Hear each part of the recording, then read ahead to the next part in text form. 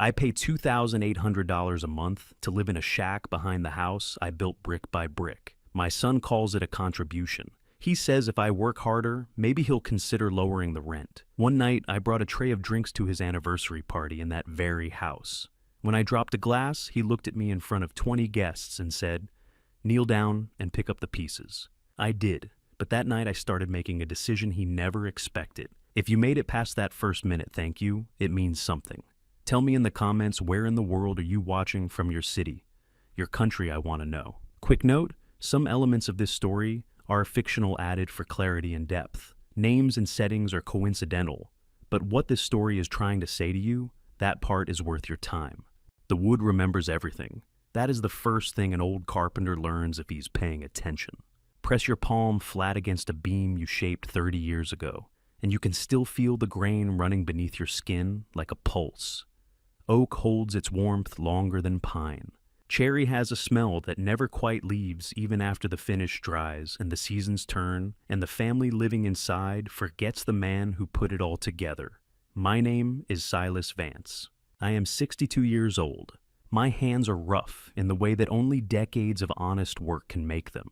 Calloused across the palm, scarred at the knuckles, stained faintly along the nail beds with the ghost of walnut stain that no amount of scrubbing ever fully removes.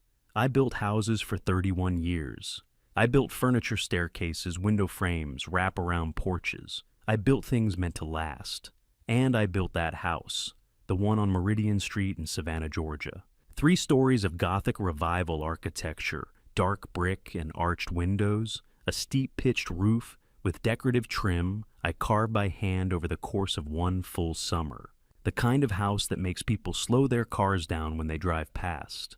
The kind of house that gets photographed by tourists who mistake it for a historical landmark. Every window frame in that house I shaped, every door I hung, the staircase banister each turned spindle, my hands.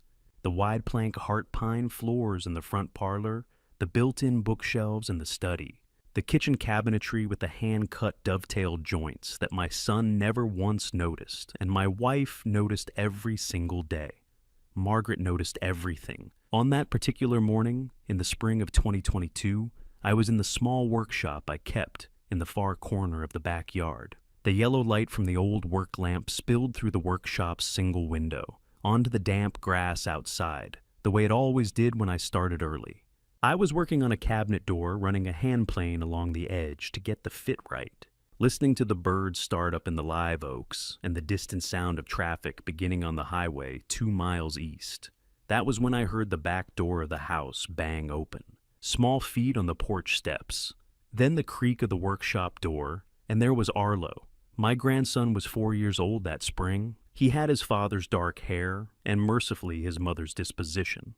He came into the workshop the way he always did, without knocking, without ceremony, dragging a little wooden stool to the corner where he liked to sit and watch. He propped his chin in both hands and studied what I was doing, with the focused seriousness that only a 4-year-old can bring to watching someone else work. "Is that going to be a door?" he asked. "Already is a door," I said. "Just convincing it to behave like one." He thought about that for a moment, then nodded as though it made perfect sense. That was Arlo.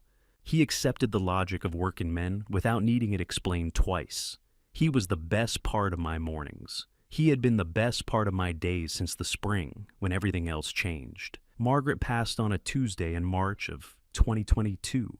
Lung cancer diagnosed 14 months before moved faster than anyone expected in the final 3. She had been a small woman her whole life, small and precise and absolutely immovable when she had made up her mind about something. In the last week, she seemed to get smaller still, like the illness was slowly returning her to something essential. But her grip when she took my hand never loosened.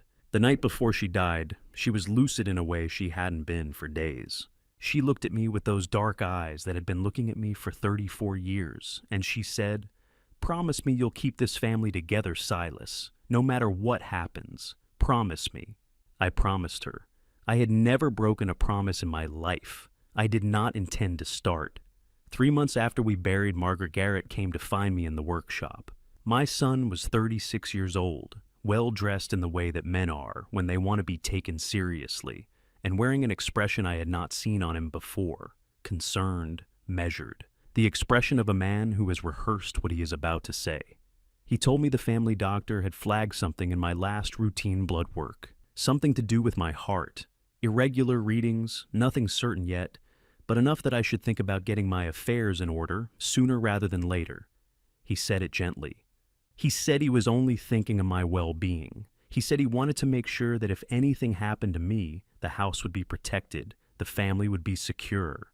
And then he said the other thing. He said that if the property remained in my name without a clear plan in place, he might need to move Arlo to his mother-in-law's place in Atlanta, just temporarily, just until the legal situation was settled.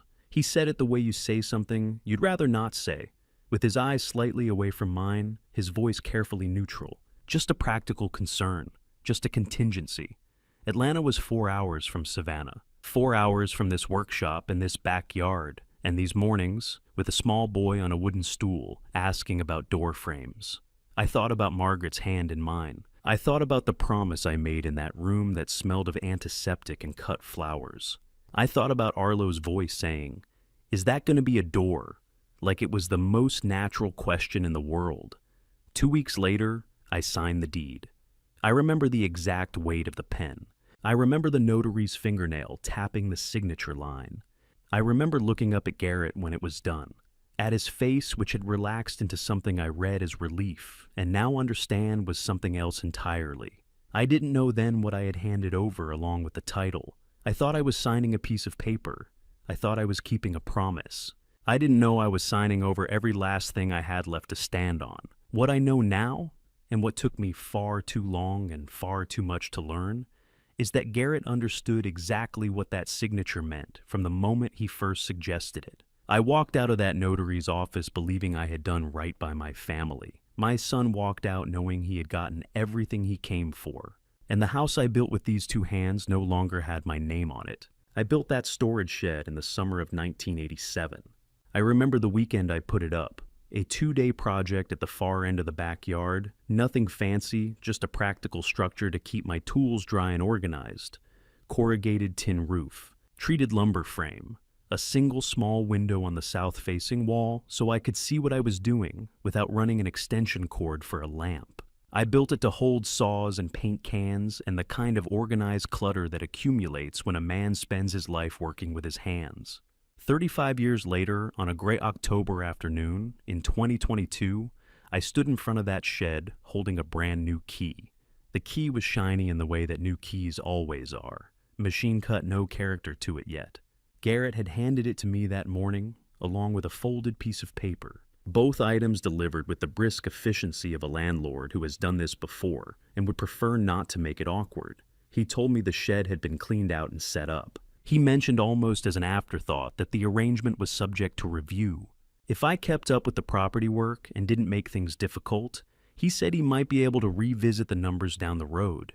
He told me I would find everything I needed in there. What I found was a single bed pushed against the east wall, a box fan on the floor, and the smell of a place that has been closed up for years. That particular combination of damp wood, old motor oil, and decades of accumulated dust that no amount of airing out fully removes. The window I had cut into the south wall, the one I was so practical about in 1987, let in a thin rectangle of fading light. The ceiling was low enough that I had to angle my head slightly when I walked under the crossbeam, 8 feet by 10 feet. That was the size of it. I set my bag down on the bed and stood there for a moment taking stock. It was Melody who brought the paperwork. My daughter-in-law was 35 years old. Precise in her appearance and in her manner, the kind of woman who color codes her calendar and considers small talk an inefficient use of time. She appeared at the shed door within the hour, holding a single sheet of paper in a plastic sleeve, and explained that she had put together a summary of the household arrangement going forward. She called it a care contribution agreement. The number at the top was $2,800 per month, due on the first non-negotiable, not inclusive of meals, or personal household supplies.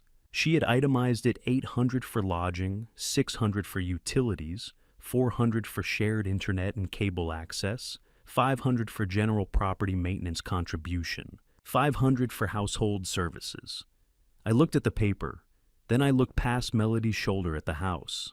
The lights in the parlor were on, through the tall arched window, the one I had framed by hand, and the one whose proportions I had calculated on graph paper on a cold November night in 1993. I could see the back of the leather armchair I had built in 2005. Garrett was sitting in it. His feet were up. He was watching television. That chair had taken me 11 days to build. I had steamed the wood for the curved armrests myself, bent it slowly over a form I constructed just for that purpose, sanded it through 6 grits until the surface was smooth as river stone.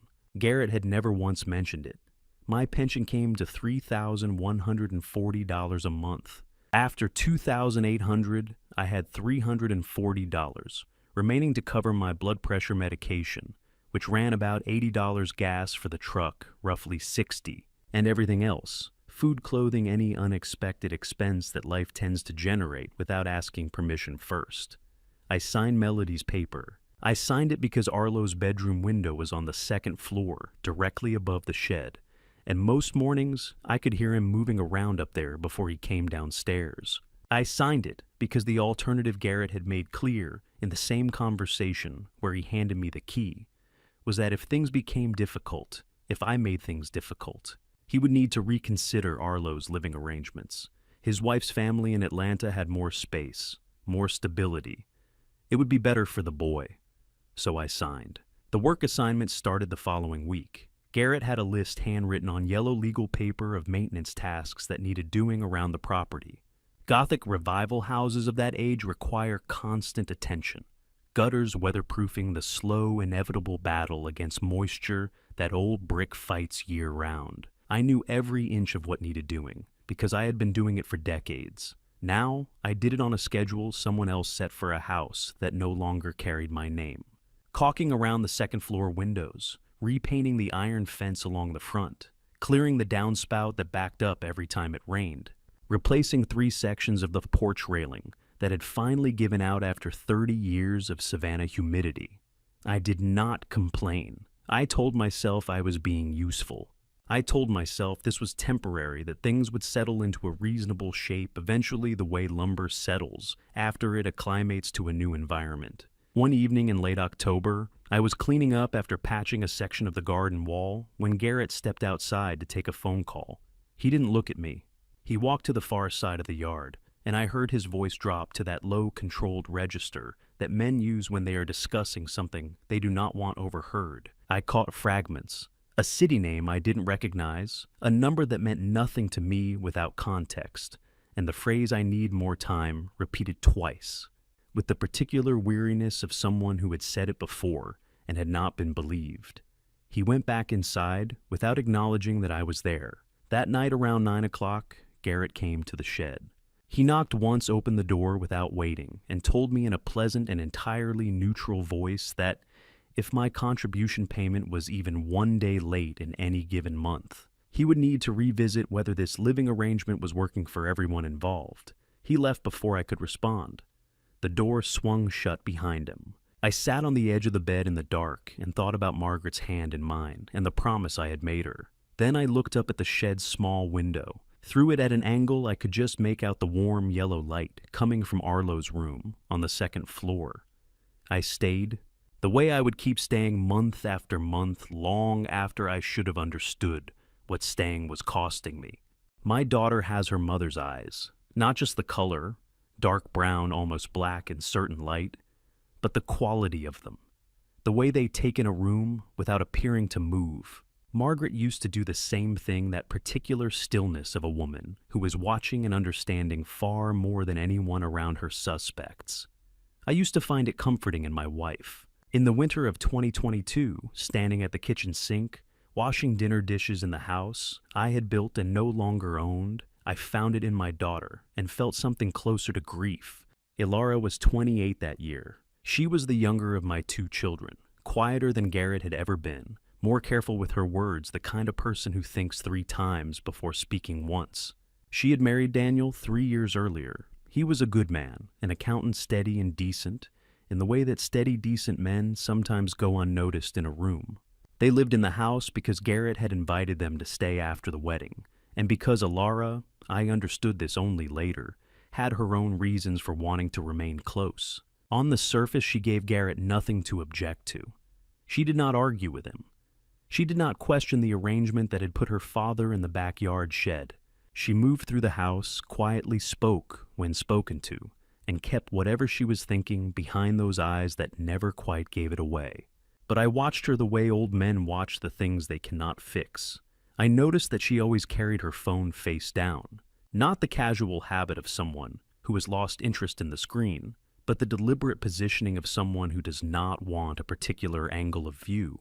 When Garrett walked through a room, her hand would move to the phone before she had consciously registered his presence, turning it over in one smooth, practiced motion. I noticed this for weeks before I understood it was a pattern. I noticed, too, the way she stood when Garrett spoke sharply to me.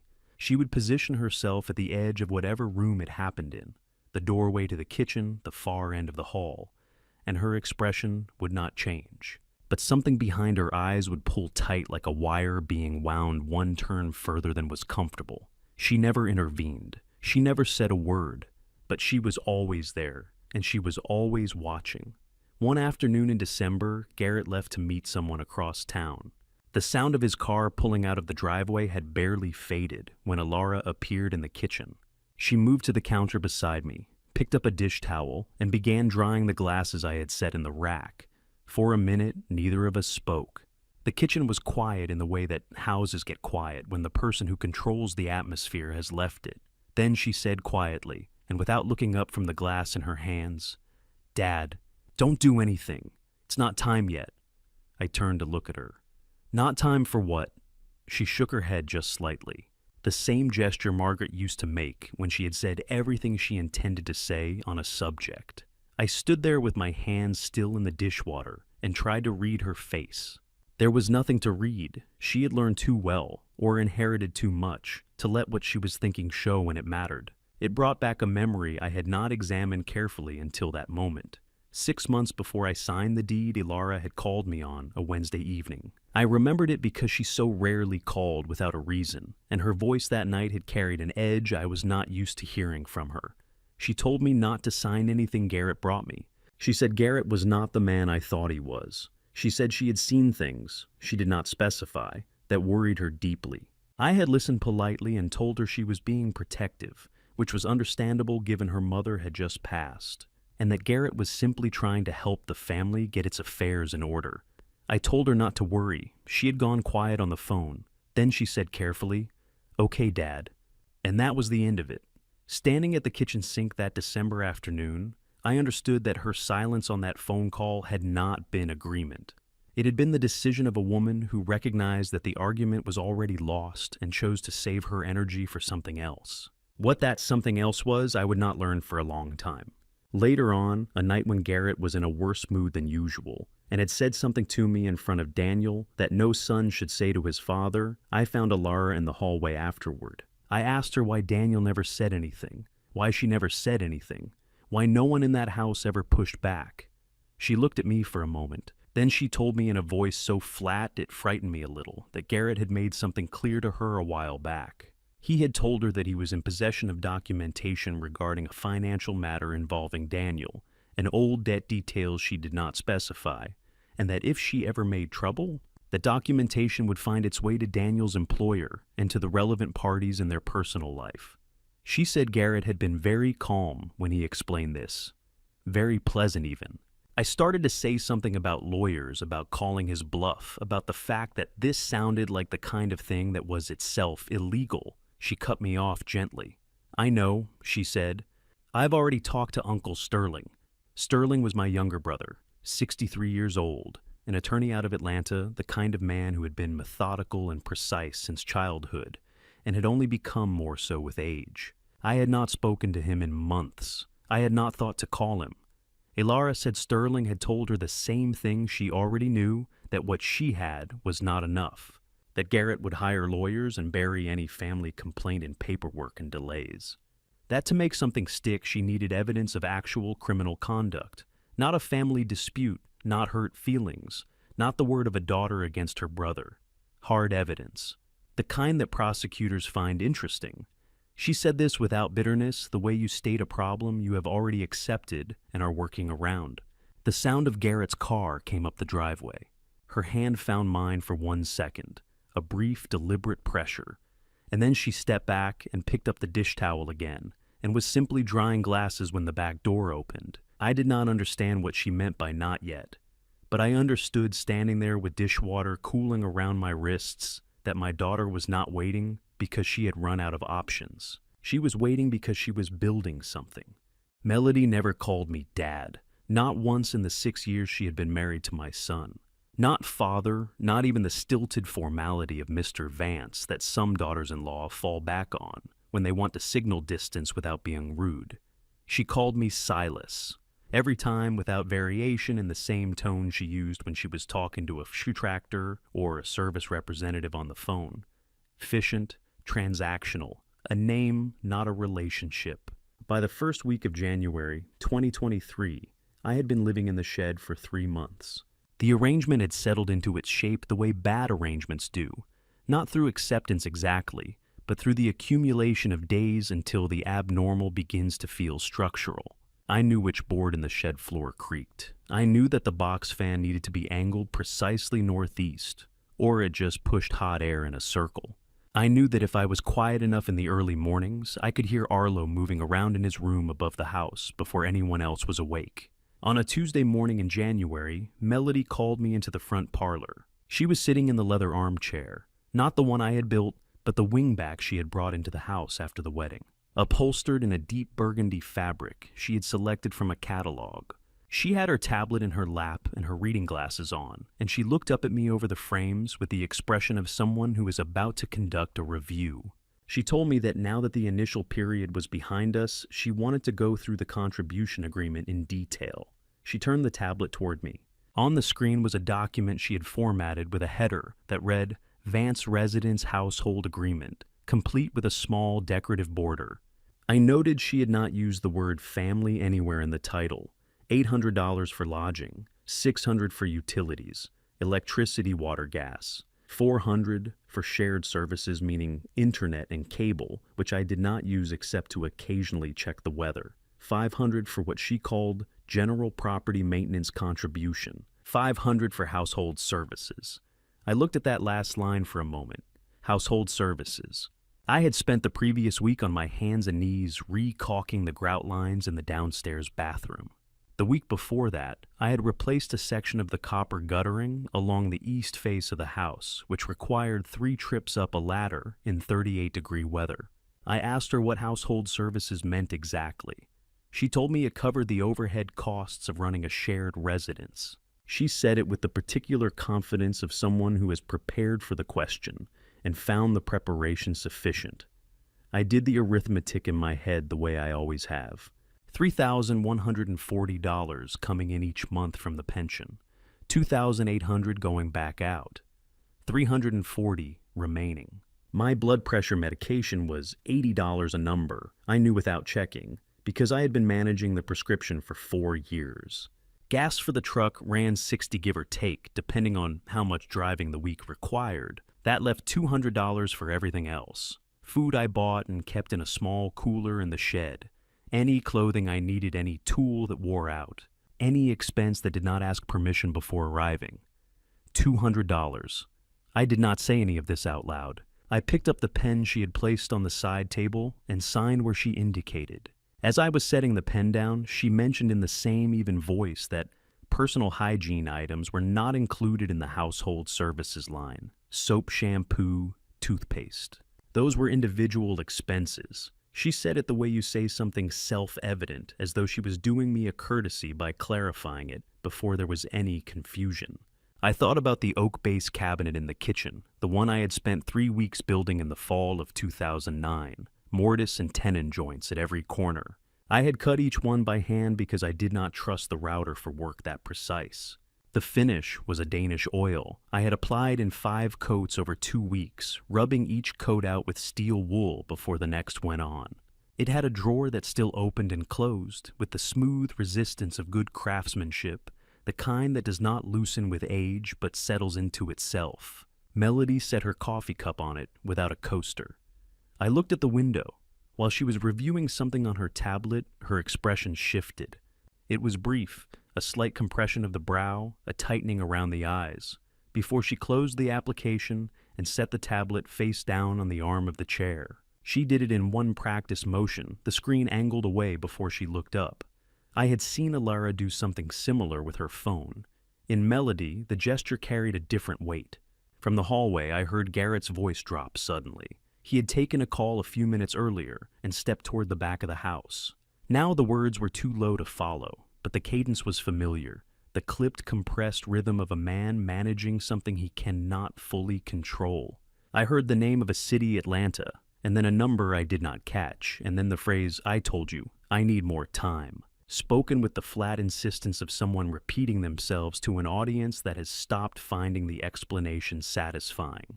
The back door opened and closed. He had gone outside to finish the conversation. Melody did not react. She picked up her coffee and looked at something on the far wall with the careful neutrality of a woman who has learned not to appear interested in her husband's phone calls. That evening, she slid a utility bill under the shed door, $340. The name on the account was Garrett T. Vance. My son's name on a bill for a house I had built, paid with money I had earned for electricity that ran through wiring. I had rooted myself in 1997. I sat on the edge of the bed with the bill in my hands and looked at his name where mine should have been. When I tried to recall Melody's expression, when I had signed the agreement that morning, what I remembered was not satisfaction exactly. It was the particular composure of someone who has completed a step in a longer process. A transaction finished a box, checked a piece, moved into position. I did not know what position. I did not know what process. But I had spent 30 years working with materials that do not lie, and I had learned to recognize when something is being built, even when I cannot yet see the shape of what it will become. There is a kind of silence that only men who have lost but not yet quit understand. It is not the silence of peace, and it is not the silence of defeat. It sits somewhere between the two, in the place where a man keeps going through the motions of a day, because stopping would require him to look directly at something he is not yet ready to see. I had been living inside that silence for 6 months by the time the spring of 2023 came around, and I had gotten good at it the way you get good at anything you practice long enough without meaning to. The workshop in the corner of the backyard had become mine again, in a way the shed never would be. Garrett had no use for it. He had never shown any interest in working with his hands, had found the smell of sawdust vaguely irritating since adolescence, and so it remained the one space in that yard where I could move without feeling like a tenant being watched by a landlord. I kept it clean. I kept my tools in the same order they had always been in. I kept myself busy there in the late afternoons, when the light came through the single window at the angle that was best for close work. That spring, I was building a bird cage.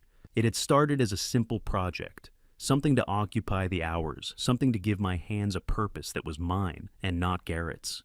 But it had become more than that over the first week of working on it. I was using cherry wood, the same stock I had kept back from a larger project years earlier, a board so fine-grained and consistent that I had never found the right use for it until now. I was taking my time with it. Each vertical bar required individual attention, measured and shaped and sanded to a smoothness that had no practical necessity. No one judges the finish on a birdcage bar, but that I attended to anyway because that was how I had always worked. Every cut I thought about Arlo. He came in through the workshop door at his usual hour the way he had done almost every afternoon since he was old enough to cross the yard without supervision. He had his own stool in the corner, a low 3-legged thing I had knocked together from scrap pine the previous fall, sized exactly right for a 5-year-old who needed to sit at a height where he could watch without being underfoot. He climbed onto it with the practiced ease of someone settling into a familiar chair and propped his chin in his hands. "What kind of wood is that?" he asked. "Cherry," I said. He considered this. Like the fruit. Same name, different thing. He leaned forward slightly and sniffed with the solemn concentration of someone conducting an official inspection. "It smells good. Cherry always does." He watched me work for a few minutes in the comfortable silence that existed between us, the kind that does not need to be filled. Then, "Can I try?" I handed him a piece of scrap and a square of fine sandpaper and showed him the direction of the grain. He went at it with both hands tongue pressed to his upper lip, the way children do when they are taking something seriously. The late afternoon light came through the knotted window glass and lay in pale rectangles across the floor, shifting slowly as the sun moved. I found myself thinking about Margaret. She had been a small woman who occupied her spaces with more presence than her size suggested.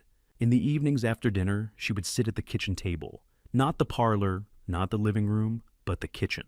Because she said that was where the actual life of a house happened, with a stack of workbooks and a red pen tutoring the neighborhood children who came 2 and 3 at a time. She charged them almost nothing. Some families paid her in garden vegetables. Some paid her in the particular currency of small towns, which is to say they paid her in gratitude that found its way back to her in other forms over the years. She did that for decades.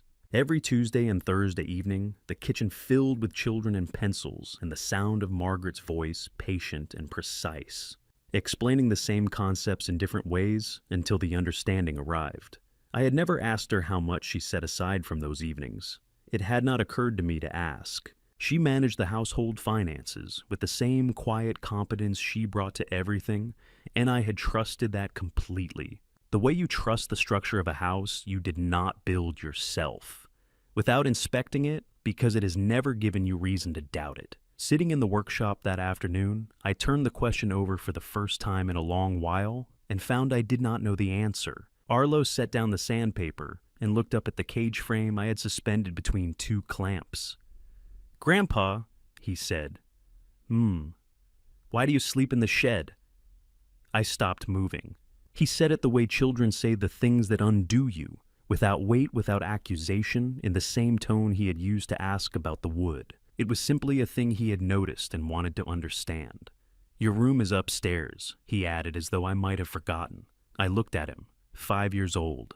Eyes that held the world as a place that was largely straightforward, where questions had answers and people who loved each other behaved accordingly. He was not asking to wound me. He was asking because he genuinely wanted to know, and that was exactly what made it so hard to hear. I did not have an answer that was true, and also something I could give to a 5-year-old. So I said something about it being easier, about having more space for my tools, and watched him accept this explanation with the trust that children extend to the adults they love. A trust so complete it has no defenses. After he went inside for dinner, I sat alone in the workshop with the unfinished cage in front of me and understood with a clarity that had been building for months without my permission what I was teaching him, not with words, with the simple daily fact of my presence in that shed, my signature on Melody's papers, my silence when Garrett spoke to me in tones no son should use with his father. I was teaching Arlo that love is what you absorb without complaint, that staying is the same as belonging, that a man can be reduced incrementally if you do it slowly enough. I thought about the promise I had made Margaret, keep this family together, no matter what. And for the first time in 6 months, I let myself sit with the question I had been walking around like a hole in the floor. Was this what she meant? Was this the family she wanted me to keep together? The one where her father slept in a storage shed and answered to her son like a man who had forgotten he used to own. The room he was standing in, I did not have an answer that night. I lay on the shed bed and looked up at the corrugated ceiling and held the question in the dark without trying to resolve it. But I had finally stopped pretending it wasn't there. 2 years, 730 days. I counted them not because I wanted to, but because each one arrived with something new to register.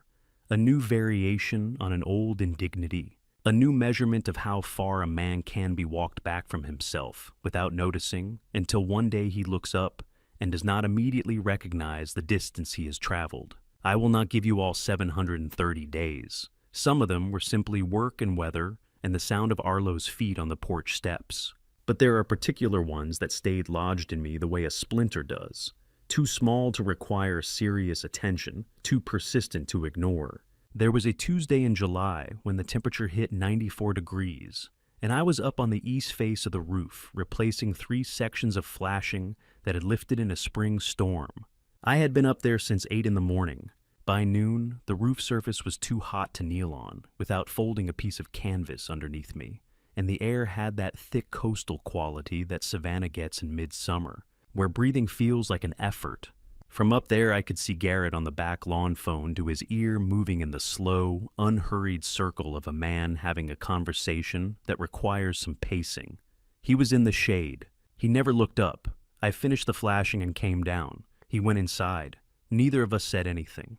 There was a night in October when a pipe fitting in the downstairs bathroom gave out at 2 a.m.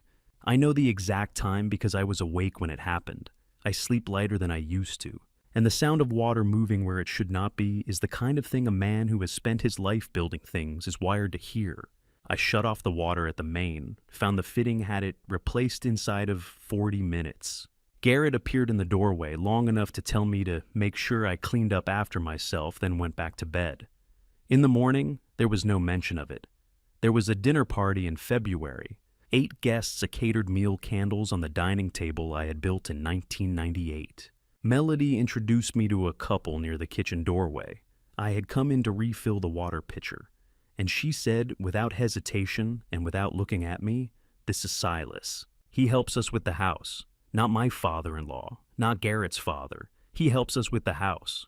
The couple smiled and turned back to their conversation, and I carried the pitcher back to the kitchen and stood at the sink for a moment, looking at the window above it, the one I had framed and glazed myself in the spring of 1995. There was a week in March when I left a section of the front walk unswept, because I had a head cold bad enough that bending over made the pressure behind my eyes unbearable. Garrett informed me on a Thursday that until I demonstrated I could keep up with my responsibilities, he would prefer I not come into the main house. I spent that week in the shed entirely taking meals from the small cooler I kept stocked and watching the weather change through the single south-facing window. These are the days I counted, but I also counted the others. The afternoon Arlo walked across the yard with a glass of water, held carefully in both hands, moving with the deliberate balance of a child who has been trusted with something important. He handed it to me, without saying anything, and then stood beside me while I drank it, watching the middle distance with the companionable patience of someone twice his age. The drawing he slid under the shed door one evening, crayon on notebook paper, 2 figures of approximately equal height, standing beside a large brown rectangle he had labeled tools. Underneath, in the careful oversized letters of a child who has recently learned to write grandpa in his tools. I kept it folded in the inner pocket of my work jacket. The afternoon he fell asleep against my shoulder in the workshop, his weight shifting gradually until his head dropped and his breathing slowed, and he simply stayed there, trusting without deciding to trust the way children do with the people they are certain of. These are the days I also counted. They are the reason I stayed as long as I did. Through all of it, the background noise of Garrett's phone calls continued and gradually changed in character. In the early months, they had been frequent but brief. By the following spring, they were longer, lower, and carried a specific quality I had come to recognize: the sound of a man managing something that was not staying managed. I heard city names more than once Atlanta repeated with a weight that suggested it was not a place he was looking forward to visiting. Miami once in a tone I associated with money. I heard numbers spoken in the shorthand of someone who does not want to be understood by anyone nearby. Melody, meanwhile, had begun spending more time in the locked study. The door had always been lockable. I had installed that hardware myself, a good solid mortise lock, in 2004, but it had rarely been used that way. Now it was closed most evenings. I would sometimes pass the hallway and hear the faint sound of her working at the computer inside, and the silence that fell whenever footsteps approached the door. Then came a night in late April 2024. I was in the workshop after supper, finishing a small repair on a drawer I had pulled from the kitchen to recut a dovetail that had finally worked loose. The kitchen window above the sink was open, and sound carried well in the yard at that hour. I heard Garrett come out the back door and move to the far corner of the patio. His usual position for calls he did not want overheard inside the house. His voice, when it came, was different from any version I had heard before. Not the clipped tension of a man buying time, not the forced pleasantness of someone managing appearances. This was quieter, and it had a quality I had not associated with my son in a very long time. He said, "I don't have it anymore. It's gone. All of it." And then, after a pause that stretched long enough that I thought the call had ended, "I know." I know that. He came back inside. The kitchen light went off. The house went quiet. I sat in the workshop with the drawer in my hands and turned what I had heard over in my mind, without arriving at any clear understanding of it. I did not know what it referred to. I did not know who he had been speaking to or what it meant for whatever arrangement was sustaining that house and the life being lived in it. But I had spent 30 years working with wood, and I knew the particular sound a structure makes when something load-bearing inside it has finally given way. Something in that house was failing from the inside out, and whatever it was, it had been going for a long time before I heard the crack. The house looked the way I always imagined it could look, given the right occasion, and someone willing to spend money on it. Garrett and Melody had hired people to handle the preparations. A florist, a catering company out of Savannah's historic district. Someone whose sole job appeared to be arranging candles on every flat surface in the front rooms.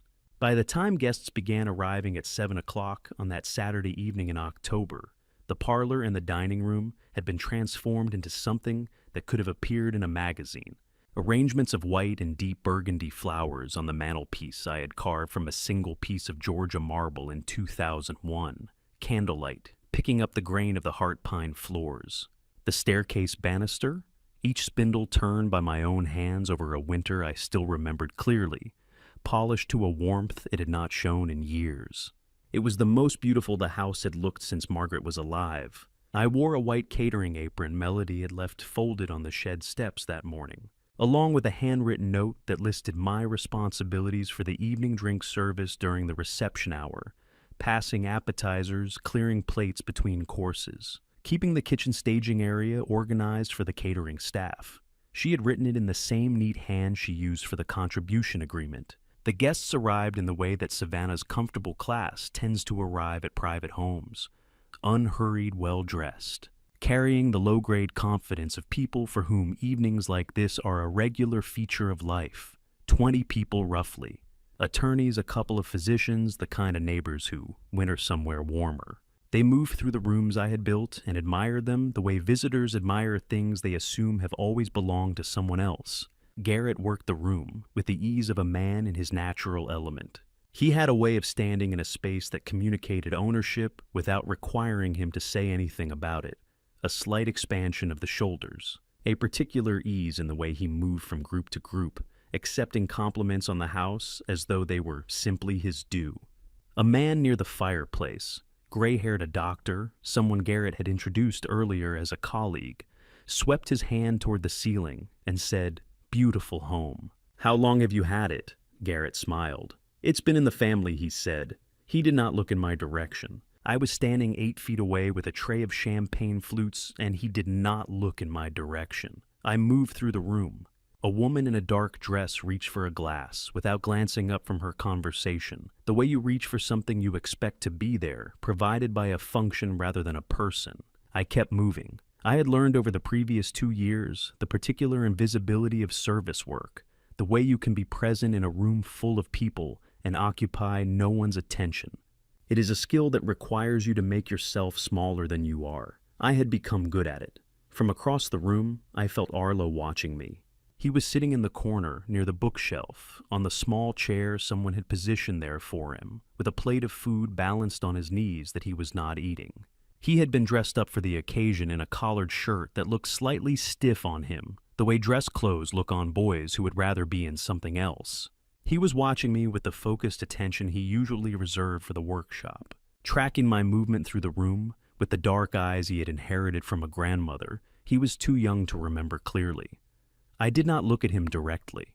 I did not want to see what was in his expression. The evening moved through its courses. I cleared plates, refilled glasses, kept the kitchen organized the way Melody's note had instructed.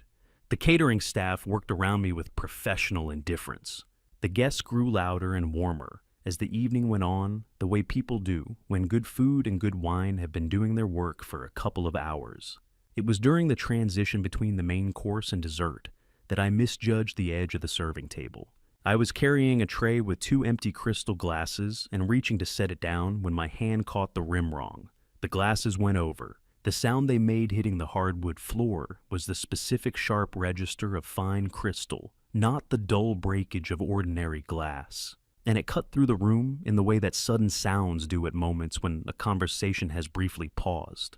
20 people turned. Garrett was across the room in the time it took me to process what had happened. He moved quickly and quietly, and when he reached me, his voice was low enough that it took a moment to carry to the nearest guests. "You clumsy old fool," he said. "Do you know what that crystal cost?" Then he raised his voice. Not shouting, Garrett did not shout in company, but raised with the deliberate carrying quality of someone who intends to be heard. "Get on your knees and pick it up," he said. Every single piece. The room went quiet in the way that rooms go quiet when something has happened that no one is sure how to respond to. I heard the silence settle across 20 people. I felt it the way you feel a change in air pressure. I looked at the floor, at the broken crystal scattered across the heart pine. I had laid myself in the spring of 1996, board by board, cut and fitted and nailed and finished, over 3 weeks of work I had been proud of. I went down on one knee, then both. My hands, which had built everything in that room, began picking up the pieces. Behind me, I heard the low sound of guests resuming conversation, the polite collective decision to look away from something uncomfortable. Somewhere in the corner by the bookshelf, I heard nothing at all, and that silence was worse than any sound. It was not the first time I had been on my knees in a room I had built. But as I turned each piece of broken crystal in my rough fingers and set it carefully on the tray, I understood, with a clarity I had not felt in 2 years, that it would be the last. The guests were gone by 9:30. I heard the last cars pull out of the driveway from inside the workshop, where I had gone as soon as Melody dismissed me from kitchen duties. I had taken off the white apron and folded it on the counter the way she would want it folded, and I had walked across the dark yard to the one place in that property that still felt like mine. The bird cage was on the workbench where I had left it held between 2 padded clamps to keep the final glue joints under pressure while they cured. I had been working on it for 3 weeks. Cherry wood, close-grained and fine, the same stock I had been saving for the right project since before Arlo was born. The dome roof was complete, 12 curved ribs meeting at a central ring. I had turned on the lathe, fitted so precisely that the seam between each piece was barely visible. The vertical bars were done individually shaped and sanded through 4 grits until the surface held light the way good cherry does, warm and deep and slightly red in the right angle of illumination. In the lower right corner of the base, I had used a small V chisel to cut a name into the wood. 4 letters. I had taken my time with them. Arlo. Tomorrow was his birthday. He was going to be 6. I was checking the tension on the last clamp when I heard the back door. Small feet on the porch steps. Familiar weight, familiar rhythm. The workshop door opened, and he was there in his pajamas, the blue ones with the small, repeated pattern of rockets that he had picked out himself at the beginning of summer. His hair was sticking up on one side. He had not been asleep. He stopped when he saw the cage. For a moment, he just looked at it standing in the doorway with the cool October air coming in around him. Then he crossed the workshop in about 4 steps and stood in front of the workbench with his hands at his sides the way he stood when he was trying very hard to be careful with something. "Grandpa," he said, "you made this for me." I told him I had. I told him the wood was cherry, same as I had used for a few things in the house, and that I had put his name on the base so it would always be his.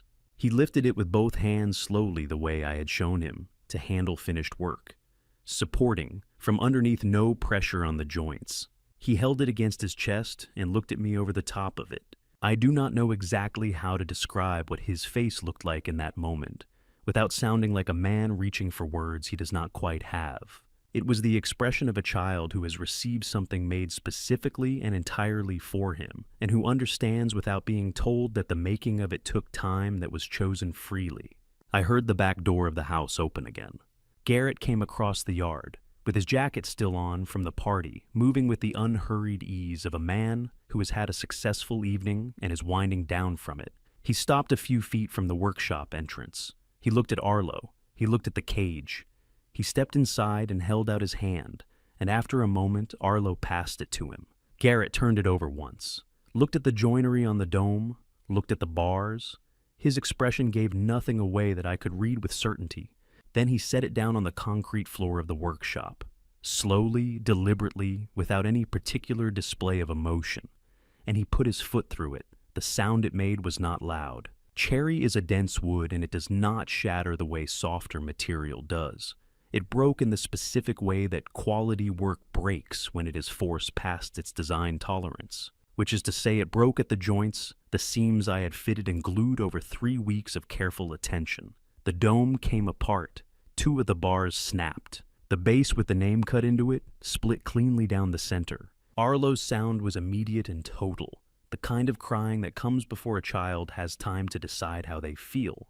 The raw response of someone who does not yet have the defenses that teach you to delay it. Garrett looked at me. His voice, when it came, was the same pleasant neutral register he used when he was explaining something he considered self-evident. Anything without a price tag, he said, has no right to exist in this house. He turned and walked back to the house. The door closed behind him. I stood where I was. I looked at the pieces on the floor, the dome ribs scattered, the bars, the base in 2 halves, Arlo's name split down the middle, the left half reading Arl and the right reading O separated by the gap where the wood had given. Arlo had stopped making sound. I looked down at him. His face was wet, and he was breathing in the uneven way of someone trying to get control of something that is larger than they are. He looked at the pieces on the floor, then he looked up at me, then he went down on his knees and started picking them up. He did not say anything. He just gathered the pieces the way I had taught him to treat wood, carefully with attention, as though the material still deserved respect even in this condition. He stacked them in a small pile on the floor in front of him. I went down beside him, my knees on the cold concrete, my hands which had made this thing over 21 days of evenings, picking up what remained of it piece by piece. We did not speak. There was nothing to say that the silence was not already saying. At some point I became aware that the kitchen door was not fully closed. There was a figure standing just inside it, still not moving. I registered it the way you register something at the edge of your attention when your focus is elsewhere. I did not look directly. I did not have the capacity in that moment to process anything beyond what was in front of me. Later, I would understand what I had seen. Later, I would know what was held in that stillness. But that night, I only knew that 2 things had been decided in that yard in the dark, while Arlo and I knelt together over the wreckage of something I had made with my hands. I knew what mine was. The other one I would not learn for days. The rain started around midnight. I know because I was still awake when I heard it begin. A few drops on the tin roof of the shed, then more, then the steady percussion of a real October storm coming in off the coast. Savannah gets these in the fall, sometimes the kind that arrive without much warning and run through the night and leave everything washed and heavy by morning. I had been sitting on the edge of the bed, since coming in from the workshop still in my work clothes, with the pieces of the cherry bird cage arranged on the small table beside the cooler. I had carried them in from the yard without quite deciding to. Some of the sections were still intact. 2 of the dome ribs, 3 of the vertical bars, the curved pieces I had spent the most time on. The base was in 2 halves. The half that said Arl was slightly larger than the half that said O. I looked at them for a while. Then I looked through the shed's south window at the house. The lights were off, all of them top to bottom. The party had ended. The kitchen had been cleaned by the catering staff, and the people who lived in my house had gone to sleep without sending anyone to check on the man in the backyard. I had not expected them to. I had stopped expecting things like that a long time ago, and the not expecting had become so habitual that it registered less as pain and more as weather. A condition of the environment that you account for and move around. But sitting there at 1 in the morning, with the rain coming down and the birdcage pieces on the table, I let myself acknowledge it plainly for perhaps the first time. Nobody was going to come. Not tonight and not any night after this one. Not Garrett, not Melody, and Arlo was 6 years old and asleep. He had cried himself there in the corner of a room I had built over something I had made for him, that his father had destroyed, while his grandfather watched and said nothing. I looked at my hands. Carpenters develop a specific relationship with their hands over time, not vanity exactly, but a kind of professional awareness of them as tools. You learn your own grip, your own weaknesses, the places where old injuries have stiffened the range of motion. My right index finger has been crooked since 1989. when I caught it in a router at the wrong angle, and I had long since adjusted every technique I used to account for it. The calluses on my palms were so established, they had their own geography. I had hands that had framed walls and fitted joints and turned spindles and finished surfaces for 31 years. Those same hands had knelt on a parlor floor 3 hours ago and picked up crystal at my son's instruction. I stood up. I did not make a speech about it even inside my own head. I did not run through a list of grievances or arrive at a final conclusion about what it all meant. I simply stood up the way you stand up when you have been sitting in one position long enough that your body decides the sitting is finished. I got the toolbox from its place beside the workbench.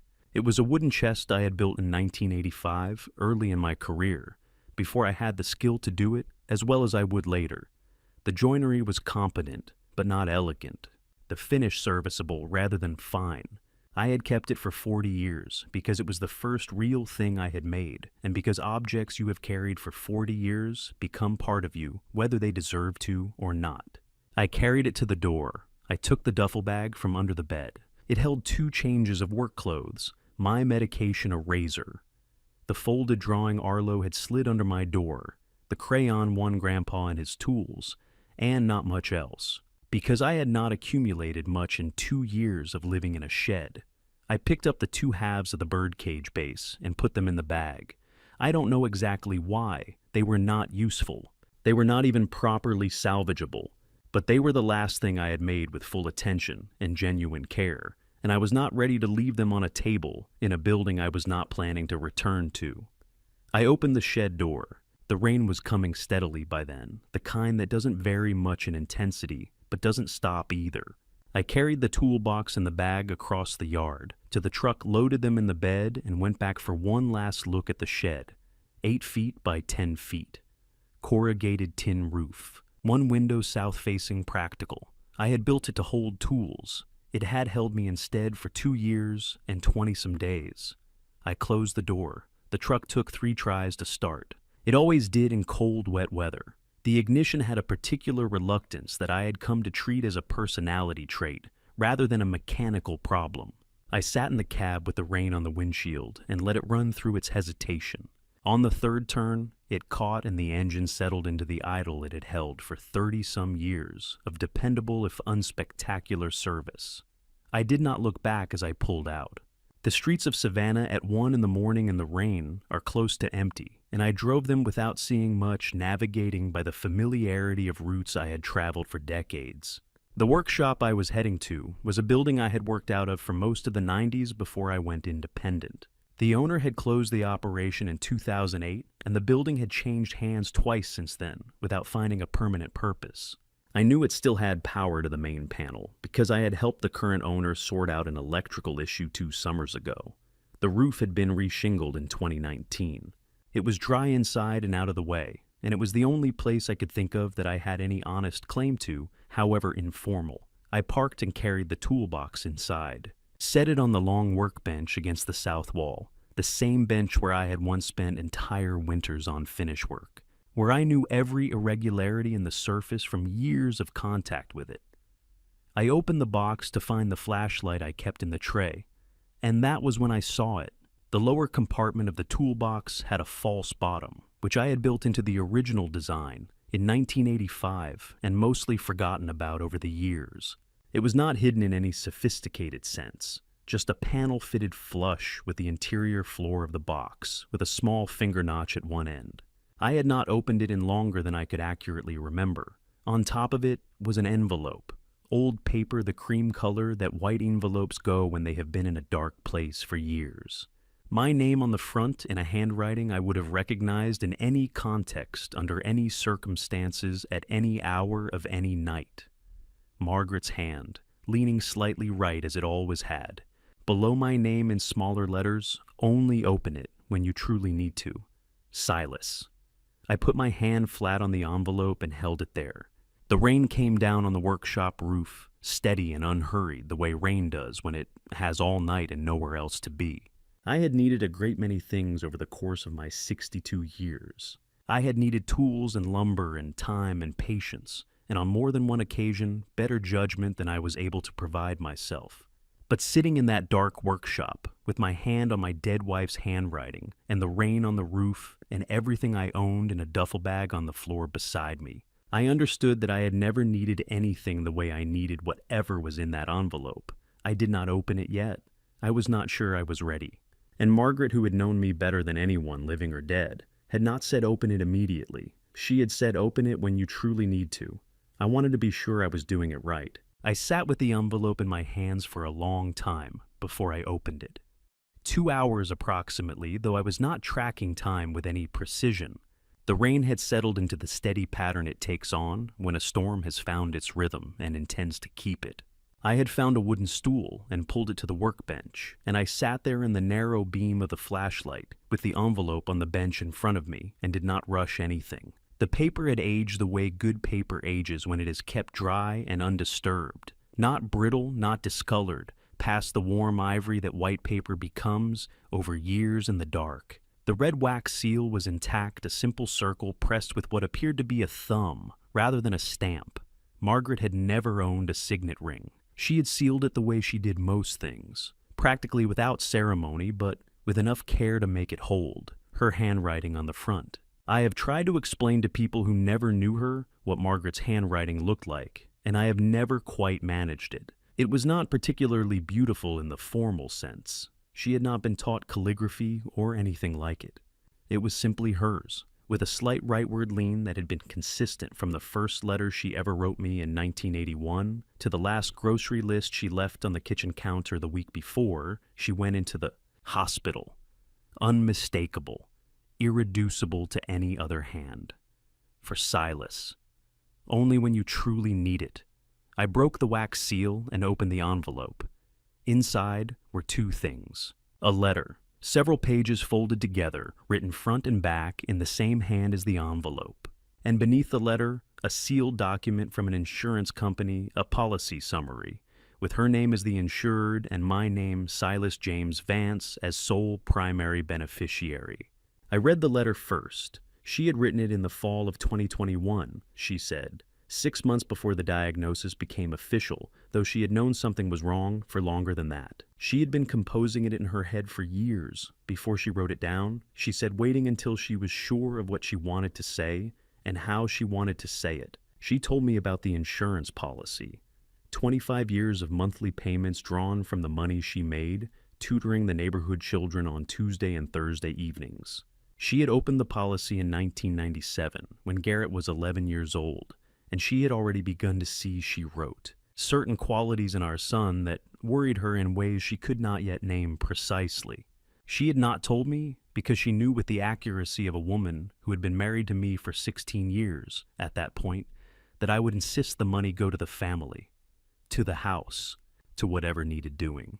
She wrote, "You have never in your life spent money on yourself that could have been spent on someone else, and I loved you for it, and it drove me half crazy. And this time, I decided not to give you the choice." She had kept the policy documents at her mother's house initially, then moved them to the toolbox after her mother passed because she knew, she wrote, that you will carry that box until you can't lift it anymore, and you will carry it before you carry anything else. I keep my most important things in places where the people I trust most will not leave without them. The policy had continued to accumulate value. The current payout listed on the document beneath the letter was $174,000. I set the document down carefully on the workbench. $174,000. Enough to lease a small workshop space for several years. Enough to buy equipment. Enough to pay a year's rent on modest housing without touching a month's pension. Enough, in other words, to start over from a position of something other than desperation. Margaret had known what she was doing. She had always known what she was doing. I kept reading. She wrote about Garrett, carefully without anger, in the measured way she addressed things she had thought about for a long time. She said she hoped she was wrong about him. She said she had prayed to be wrong. But she had wanted Silas to have something that was entirely his. Something Garrett could not touch or leverage or slowly take apart. Something that existed outside the architecture of the family in a way that meant it would still be there if the architecture failed. She did not say the architecture would fail. She said if, but she had prepared for it. Near the end of the letter, she wrote about the toolbox. She wrote that she had chosen it because it was the first thing he had ever made, and because objects that have been carried for decades are more reliable than any safe or file cabinet. Because people do not forget the things they carry. She wrote that she hoped he would not need the envelope for a long time. She wrote that she hoped she was wrong to prepare it at all. Then the last paragraph. This time live for yourself, Silas. You have given enough. More than enough. More than anyone had the right to ask of you. More than I could ever fully account for. Take this and go somewhere that is yours. Build something that belongs to you. Wake up in the morning in a place where your name means what it should mean. I love you. I have always loved you.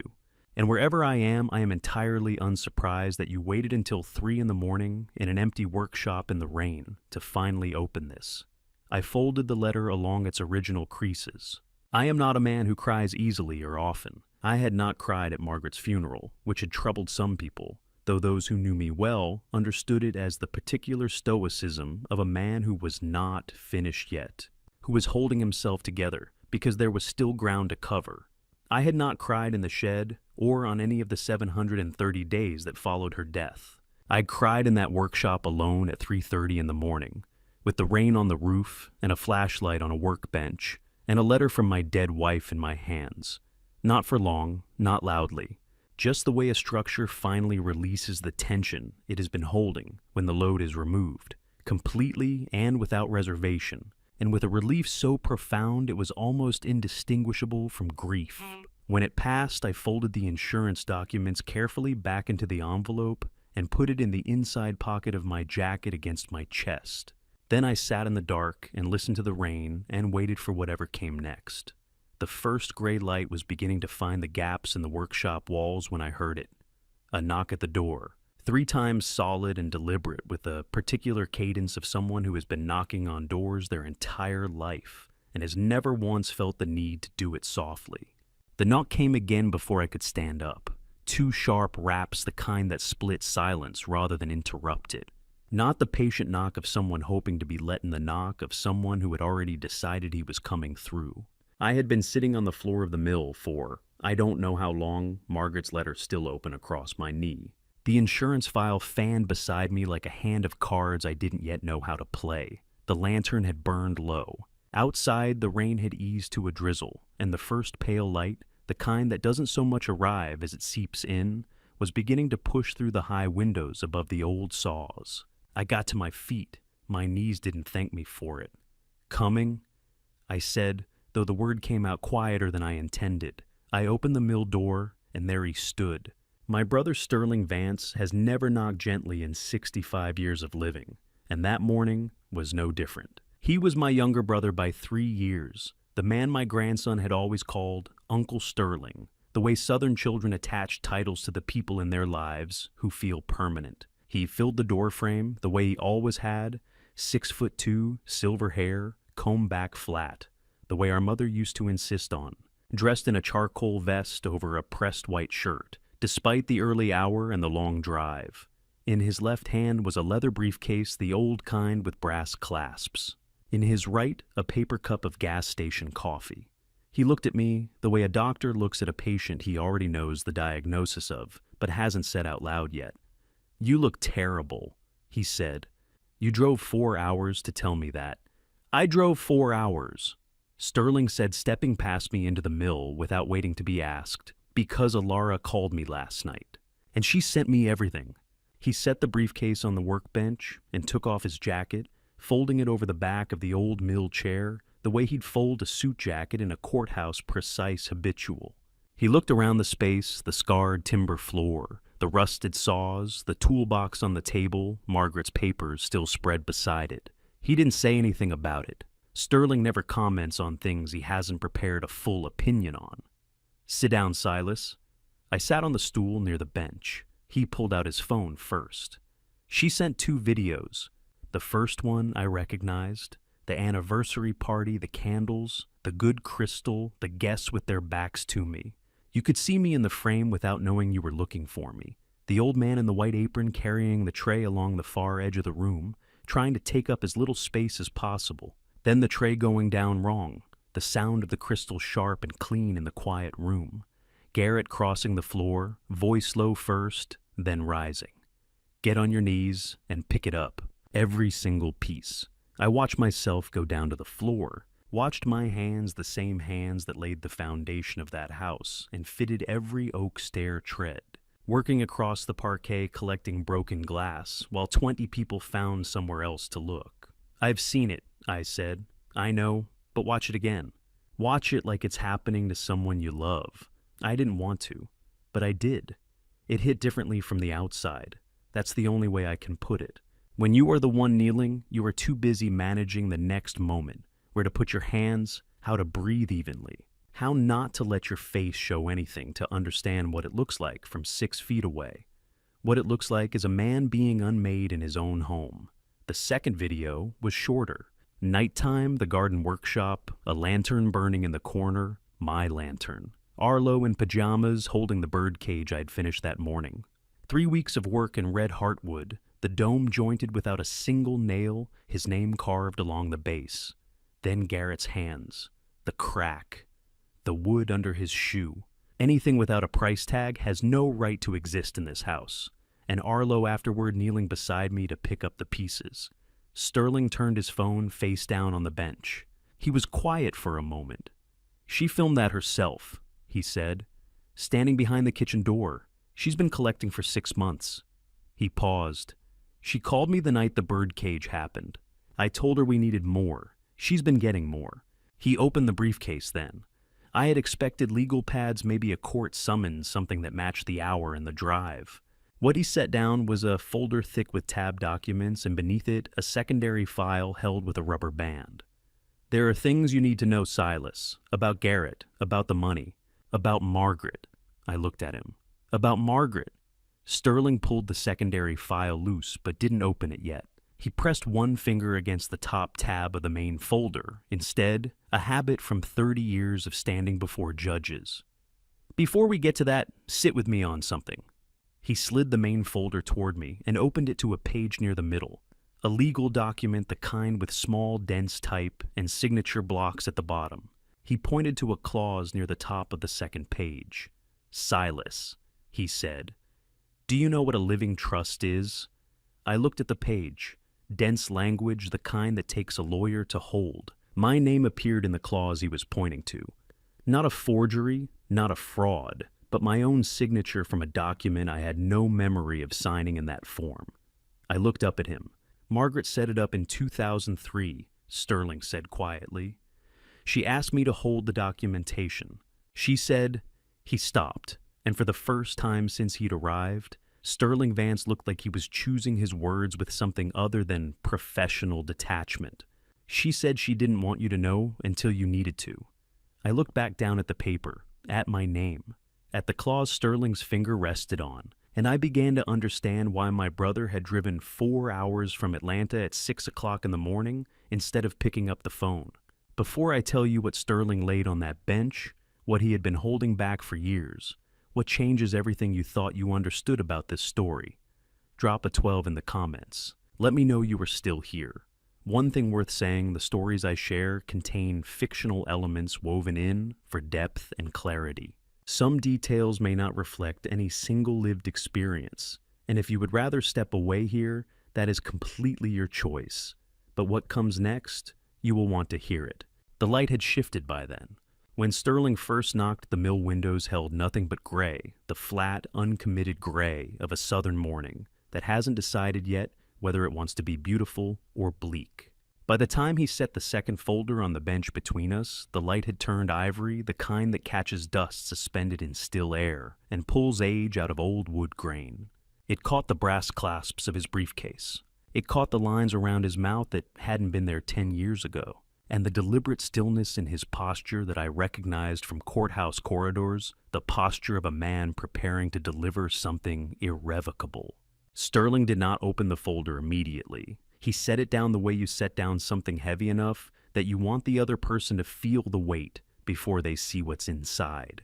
Then he folded his hands over it, looked at me across the workbench, and I noticed for the first time in 65 years of knowing this man that he'd look tired in a way that sleep doesn't fix. "There are things about Margaret I need to tell you," he said. "Things I kept from you because she asked me to." I had watched Sterling cross-examine witnesses argue before appellate judges deliver verdicts of fact in rooms full of people trained to show nothing. His voice had never once changed register before saying something terrible. It was steady now. That steadiness told me everything. "How long have you known?" I asked. "Since 2018. He opened the folder. Inside were documents I did not recognize. Not the legal filings I had expected, but medical records, insurance policy statements, and a single cashier's receipt dated March 14th, 2018. The amount printed on it was $79,400. Sterling turned the receipt toward me and let me look at it without speaking. A lawyer's habit let the evidence introduce itself. "Garrett was 23 when it started," he said after a moment. "The gambling, sports betting, first then card tables in Atlanta, then the wrong men, entirely the kind who don't send notices in the mail. By the fall of 2017, he owed $80,000, and the people he owed it to were not patient. I kept looking at the receipt. Margaret found out before you did. Garrett came to her, not to you, to her. He understood which one of you would protect him without requiring him to change, and which one would hold him accountable. He chose correctly the way a man chooses the weaker door when he needs to get through." Sterling's voice remained level. Mine stayed shut. She had a whole life policy she'd been paying into since 1991. 27 years of premiums. The surrender value at that point was enough to cover the debt with a margin left over. He tapped the receipt once lightly. She surrendered it the full cash value, every dollar of it, to pay the men Garrett owed. She had 2 policies, Silas. That older one, the 27-year policy, was the one she gave up. The second policy, the one she opened in 1997, she protected. She never told Garrett it existed. That is the one she left for you. And she called me the day she did it and made me promise, made me give her my word. As her brother-in-law and as the attorney, she trusted that I would not tell you, not while she lived. The mill was quiet. The drizzle had started again on the tin roof, a soft, uneven sound, the kind that fills a room without filling it. The policy had a rider, I said. I heard my own voice come out flat, and even like a man reading from a document rather than speaking. Long-term care, medical coverage. Yes, she surrendered all of it. Yes. In the last 2 years of Margaret's life, she had gone to a doctor who operated out of a sliding scale clinic on Whitmore Street. She had told me it was where she preferred to go, said she liked the staff, said the parking was easy, said the large hospital made her feel processed rather than cared for. I had believed her. I had believed her completely without hesitation, because in 41 years of marriage, Margaret had never once given me reason to question what she said without hesitation. I had driven her to Whitmore Street 17 times. I had waited in the parking lot with the windows down and the radio on low. And I had not once thought to ask why a woman with a cancer diagnosis was not being treated at a comprehensive oncology center. She had been diagnosed in the spring of 2020. The oncologist, the one she saw at the initial referral before she redirected her care to Whitmore Street, had told us both that it was caught at a manageable stage, that the standard immunotherapy protocol had strong outcomes at this stage of presentation. He had said the words "very treatable," and Margaret had held my hand and nodded, and I had exhaled for the first time in 3 weeks. How much would the full treatment have cost? I asked Sterling. He considered the question carefully. The immunotherapy protocol alone ran approximately $12,000 a month. With active coverage, out-of-pocket exposure would have been minimal, a few $100s per cycle at most. A pause. Without coverage, the full cost fell to the patient. And she chose a clinic that could work within what she had.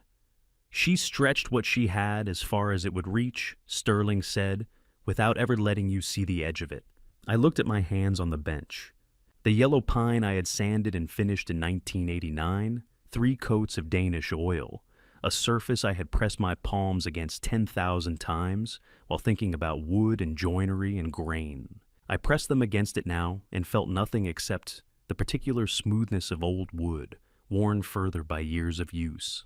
Margaret had sat in that clinic's waiting room with a styrofoam cup of bad coffee and a crossword book, and she had smiled at me afterward every single time and said, "The doctor says I'm doing well." And I had kissed her temple in the parking lot and thought, good, good, we will be fine. Garrett had stood at her funeral 2 years later in a dark suit and wept openly. People had remarked on it afterward. He was so devoted to her. You could see how much it broke him. He had stood in my kitchen and accepted a plate of food people brought, and he had known for 2 years by that point what his debt had cost her. And he had looked at me across that kitchen and said nothing. 8 years. Sterling let me sit with it. He picked up the gas station coffee cup stone, cold by now, and set it back down without drinking. A small motion. The kind hands make when the rest of you doesn't know what to do with itself. After a while, he reached back into the briefcase and placed a second folder on the bench beside the first. Thinner. Squared precisely at the edges, the way Sterling squared everything. I looked at my hands again. A faint tremor in the left, the kind you can suppress by pressing down. I pressed down. It was not age. "There's more," Sterling said. He did not frame it as a question, and he did not soften it. "I know," I said. I had thought the truth about Margaret was the worst thing I would hear that morning. I was wrong. Sterling opened the second folder. He did it the same way he had opened the first, without ceremony, without announcing what was inside. Just the soft sound of a manila cover folding back against the workbench, and then the clean white edge of a bank document facing up toward the mill light. He turned it toward me and waited. The document was a withdrawal authorization form. Standard bank letterhead, the kind I had signed dozens of times over 40 years of managing a retirement account. There were 2 signature lines at the bottom of the page, one for the account holder, one for the authorized witness. My name was printed beneath the first line, and above the printed name in ink was a signature. I have signed my name approximately the same way since I was 19 years old. A carpenter learns early that consistency matters in measurement and cut in the mark you leave on a document. My capital S breaks left before it curves. My L never fully closes at the top. The signature on that document had neither of those things. "I never signed this," I said. "No," Sterling said. "You didn't." He laid out 3 more pages beside the first. Different dates, same form, same forged signature in the same careful hand, close enough to fool a bank teller processing 40 transactions a day. Not close enough to fool someone who had been looking for it. "The first transfer went through 14 months ago," Sterling said. "September of last year. The last one cleared 8 weeks ago. 8 separate transactions over 8 months, each one just under the threshold that triggers an automatic fraud review." I looked at the dates, the amounts beside each one. I did not add them up out loud because I did not need to. Sterling had already placed a summary sheet at the bottom of the stack, $340,000. The full balance of a retirement account I had been contributing to since 1987. 37 years of deferred wages of choosing the smaller truck and the longer work week and the vacations we did not take, converted into a number on a wire transfer record addressed to accounts I had never seen before. "Where did it go?" I asked. Sterling had a second sheet ready. He set it down beside the summary with the practiced efficiency of a man who has delivered this kind of information before and knows that the only merciful approach is to deliver it completely. I read it. I read it slowly the way you read something you want to be wrong about. The first $140,000 had gone to 3 separate accounts, 2 of them linked to an LLC registered in Florida that had been dissolved 8 months prior. A company that had existed on paper long enough to receive money and long enough to close. The third account belonged to a sports book operating out of a server in Curacao, accessible in the United States through a VPN and a wire transfer, and the kind of optimism that does not learn from experience. The next $90,000 had gone to credit card balances. 4 cards, 3 different banks, all carrying balances that suggested years of spending at a rate that bore no relationship to any legitimate income Garrett had ever reported. The remaining $110,000 had been distributed across 6 transfers over the last 4 months. Sterling pointed to the final entry on the sheet without speaking. I read the account name twice. Melody Vance, personal account, $50,000. She knew, I said. She knew, Sterling confirmed. The transfers to her account began 11 months ago. The timing suggests she was informed of the plan and began securing her share before the account was fully drained. I set the paper down. There is a particular quality to anger that arrives late after grief, after silence, after the long months of pressing your hands flat on a surface to keep them from showing what they feel. It does not arrive loud. It arrives the way a structural failure arrives in old wood, not with a crack, but with a slow, deep settling. The sound of something that has been holding weight far past its tolerance, finally acknowledging what it has been asked to carry. I had been paying $2,800 a month for the last 2 years, $340 left over after each payment. I had rationed medication. I had driven with the low fuel light on because gasoline was $60 I needed for something else. I had eaten what I could manage on what remained, and I had told myself it was temporary, that things would stabilize, that the arrangement would become more reasonable once the household found its footing. The household had not been finding its footing. The household had been sinking. The mortgage, I said. Sterling nodded. 80% loan to value. They refinanced in 2021, pulled out equity to cover earlier debts. The monthly payment is $300. Without your $2,800 contribution, they would have missed the last payment in September. He paused. Your contribution is not a care fee, Silas. It is the difference between that house going into foreclosure and not. I looked at the mill wall, the old saws hanging there, the ones I had not used in years, but had not been able to leave behind a crosscut. A rip saw. A small Japanese pull saw Margaret had bought me one Christmas because she had read somewhere that Japanese craftsmen preferred them. I had never told her I already had one. I had used hers instead. The anger was not loud, but it was present now, in a way it had not been before, sitting in the room with us the way a third person sits, taking up space, changing the air. Ilara found all of this, I said. It was not a question. Ilara found all of this, Sterling said. She started pulling threads 14 months ago. Bank records, transfer confirmations, the LLC filings in Florida, the credit accounts. She also pulled your medical records from 2022. There was no cardiac flag, Silas. The blood work Garrett described to you, it did not exist. We checked with your physician directly. She built the case methodically, the way you would build something you needed to last. He looked at me steadily. She is 28 years old, and she did this alone because she did not want to bring it to me until it was complete. She said she had one chance to do it right, and she was not going to waste it. I thought about the kitchen doorway. The figure I had not been able to identify the night the bird cage broke. The way Ilara had pressed my hand in the kitchen 2 years ago and said not yet, with the certainty of someone who already knew the shape of the plan. 28 years old, 14 months, alone. Sterling closed the folder. Then he looked at me across the workbench with the expression I had last seen on his face in a courtroom in 2009, just before he turned back to the bench and asked the question that ended the case. Silas, he said, do you want to know what's happening inside that house right now? I looked at him. Yes, I said. Sterling reached into the briefcase one final time. What he produced was not a folder. It was a bound document, dark blue, cover white label, the kind that gets filed with a county clerk and then sits undisturbed in a drawer for decades, waiting for the moment it becomes necessary. He set it on the workbench between us and turned it so the label faced me. Vance Family Living Trust. Established 1994. Trustee Sterling R. Vance. I had signed this document 30 years ago at a table in Sterling's office on Peachtree Street. A Wednesday in October. The same October. I broke ground on the house foundation. The year Garrett was 3 years old and Margaret was pregnant with Ilara. And the future looked like something you could build with your hands if you worked carefully and planned far enough ahead. Sterling had slid it across his desk and said, "Put the land in a living trust, Silas. Just the land. Call it precautionary." I had asked what he meant by precautionary.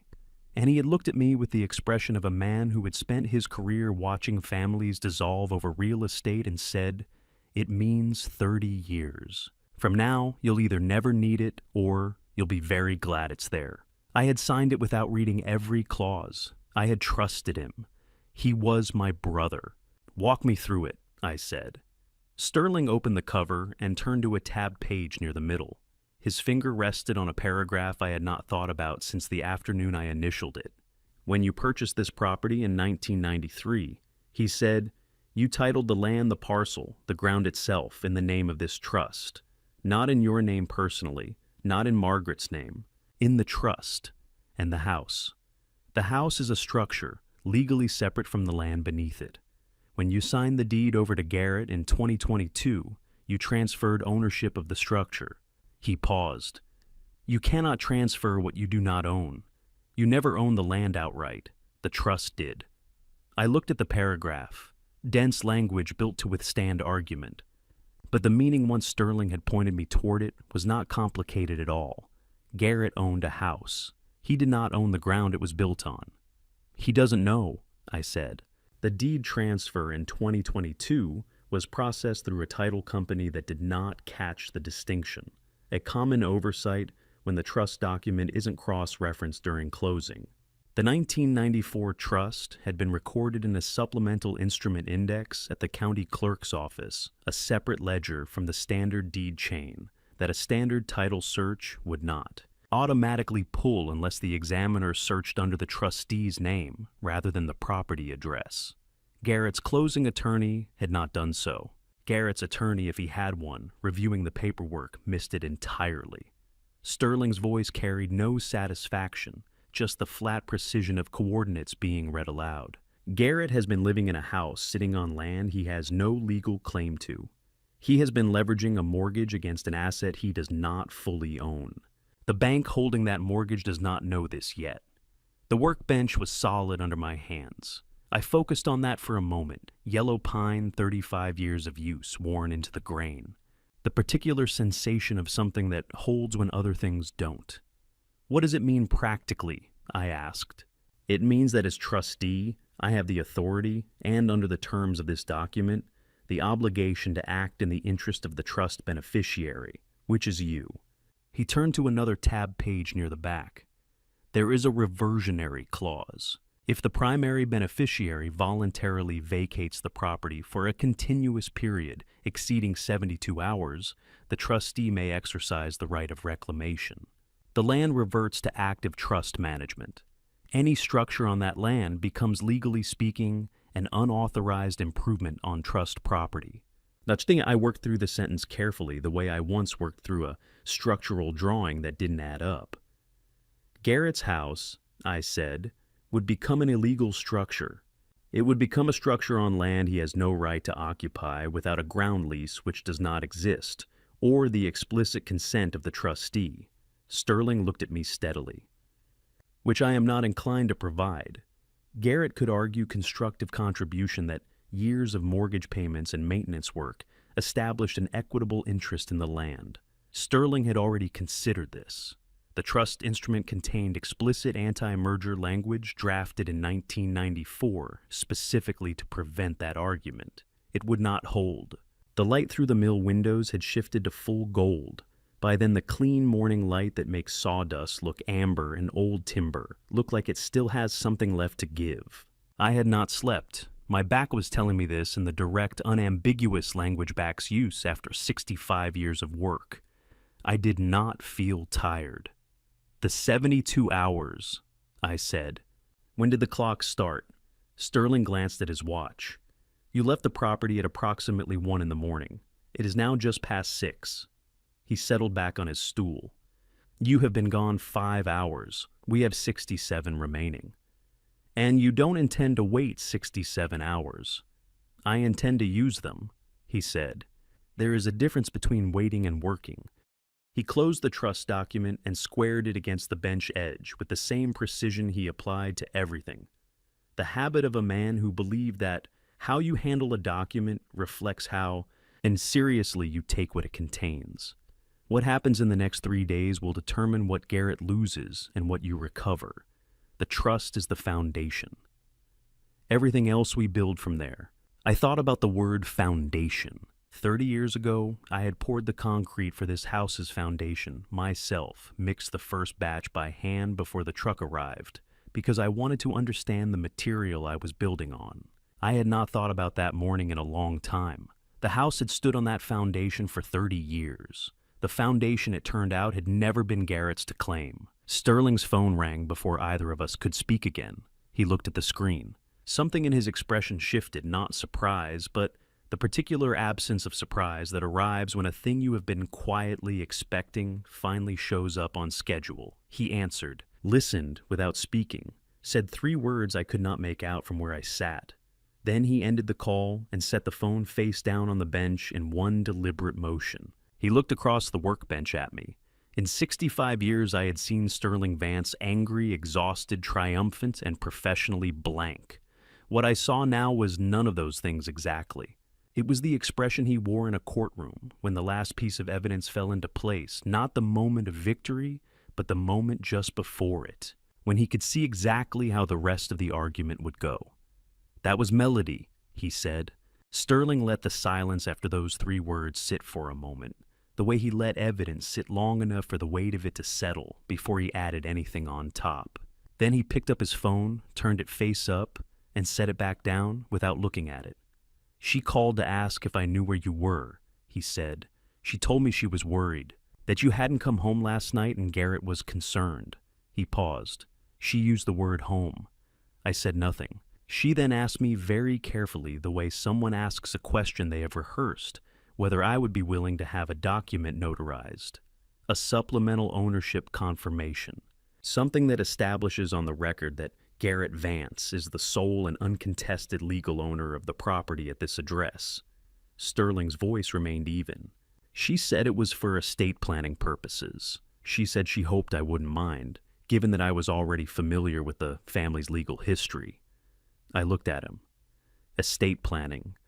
That is what she said. I had met Melody 12 years ago at the rehearsal dinner, the night before her wedding to Garrett. She had shaken my hand with both of hers and told me she had heard so much about me and that the house was absolutely stunning. I had thanked her and thought, this is a woman who knows the price of things. I had not understood at the time that this was not a compliment I was forming. As she's preparing to divorce him, I said. She has been preparing for approximately 8 months, Sterling said. Her attorney filed a divorce petition with the Chatham County Superior Court 11 days ago. Under Georgia's equitable distribution statute, marital assets are divided based on contribution and need. The house, as the primary marital asset, would be the centerpiece of any settlement. He folded his hands on the bench. She wants the house Silas, not a share of it, the house. She calculated that with Garrett's financial exposure, the fraud, the debt, the LLC collapse, he would have no viable legal standing to contest it. She would walk away with the structure free and clear, and she needed my signature to confirm Garrett owned it outright. She needed a notarized statement from a family member with legal knowledge confirming uncontested ownership, something she could present to a judge to preempt any title complications. Sterling's expression did not change. She chose to call me. The irony of it arrived slowly, the way irony does when it is also true. Melody had spent 8 months constructing a plan. She had watched Garrett's finances collapse and quietly moved $50, 000, into her own account, and engaged a divorce attorney and filed a notice of intent and calculated every angle with the same careful attention. To detail she applied to color-coded spreadsheets and household expense reports. She had been by any measure methodical. And then she had called the one man whose legal role made her plan impossible, and she had told him exactly what she needed, and she had done it voluntarily without coercion at 6 a.m. from her own phone. She doesn't know about the trust, I said. She does not. She has never seen the original property documentation. She knows Garrett holds a deed to the house. She does not know the land beneath it is a separate legal instrument held by a trustee whose fiduciary obligation runs entirely to you. Sterling paused. When she called me to request a confirmation of Garrett's ownership, she was, without knowing it, notifying the trustee of an active legal dispute over trust property. That which means what? Which means my fiduciary duty requires me to act immediately to protect the trust asset. I do not need to wait for the 72-hour window. He said it without emphasis, the way you state a mathematical fact. Her call constituted formal notice of a third-party claim against property held in trust. Under the terms of the trust document and Georgia trust law, that notice obligates the trustee to intervene without delay. I sat with that. Melody had called Sterling to get what she wanted. In doing so, she had handed him the legal mechanism to take away everything she had been planning to claim. She had picked up the phone and dialed the one number that collapsed her own strategy, and she had done it because she did not know, could not have known. Without seeing a document filed in a county courthouse 30 years ago, that the man she was calling was not a family member she could enlist. He was the trustee. He was the wall she had been running toward without seeing. What happens to her? I asked. Her divorce proceeds, Sterling said. But there is no house to award. A structure built on trust property without a ground lease has no independent market value she can claim in a settlement. Her attorney will advise her shortly that the primary asset in her case no longer exists in the form she understood it to. He picked up his coffee cup, found it empty, and set it aside. She will receive her share of whatever liquid assets remain in the marital estate. Given what we know about those assets, that number will not be large. I thought about the spreadsheets. The color-coded columns, the $50,000, move quietly into a separate account, the 11 months of careful preparation. I did not feel satisfaction. What I felt was something closer to exhaustion, not the physical kind, but the kind that comes from finally understanding how long something has been happening around you while you were looking the other way. She thought she was the smartest person in that house, I said.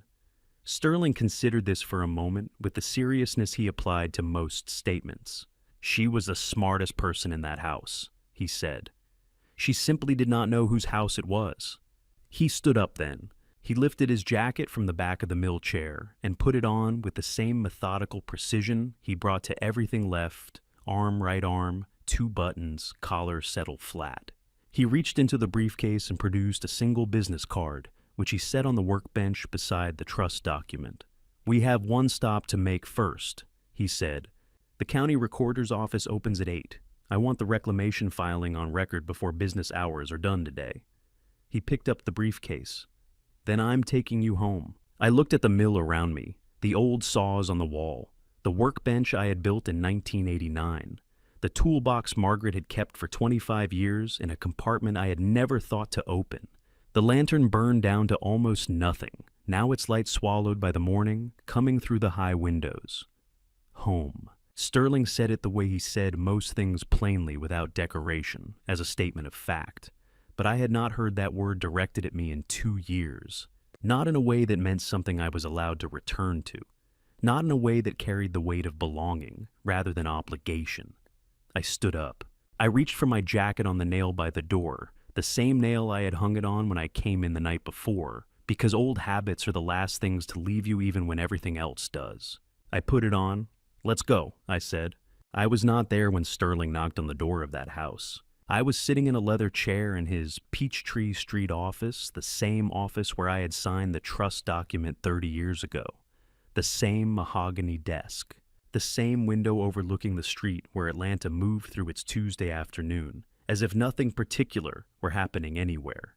Sterling had left me there with a cup of real coffee and the particular silence of a room that has absorbed too many people waiting for news that will rearrange their lives. My phone rang at 2:47. Ilara, I answered before the second ring finished. Dad. Her voice was steady, not the steadiness of someone holding something back, but the steadiness of someone who has been carrying a weight long enough that setting it down arrives not with collapse, but with quiet. It's done. Let me tell you everything. She told me Sterling arrived at 2 o'clock precisely. He had 2 officers from the Chatham County Sheriff's Office with him, civil standby he had arranged with the possibility of criminal execution pending depending on how the afternoon went. They walked up the front path of a house I had built with my own hands, and Sterling knocked the way he knocked everything twice hard without apology. The Chatham County District Attorney's Office had reviewed Alara's evidence file the previous Thursday. The warrants had been signed that morning before Sterling knocked. Garrett answered the door himself. Alara said he looked at Sterling the way people look at someone unexpected but unthreatening, the mild, slightly impatient expression of a man who has always assumed that whatever room he stands in is fundamentally his. He asked Sterling what he was doing there.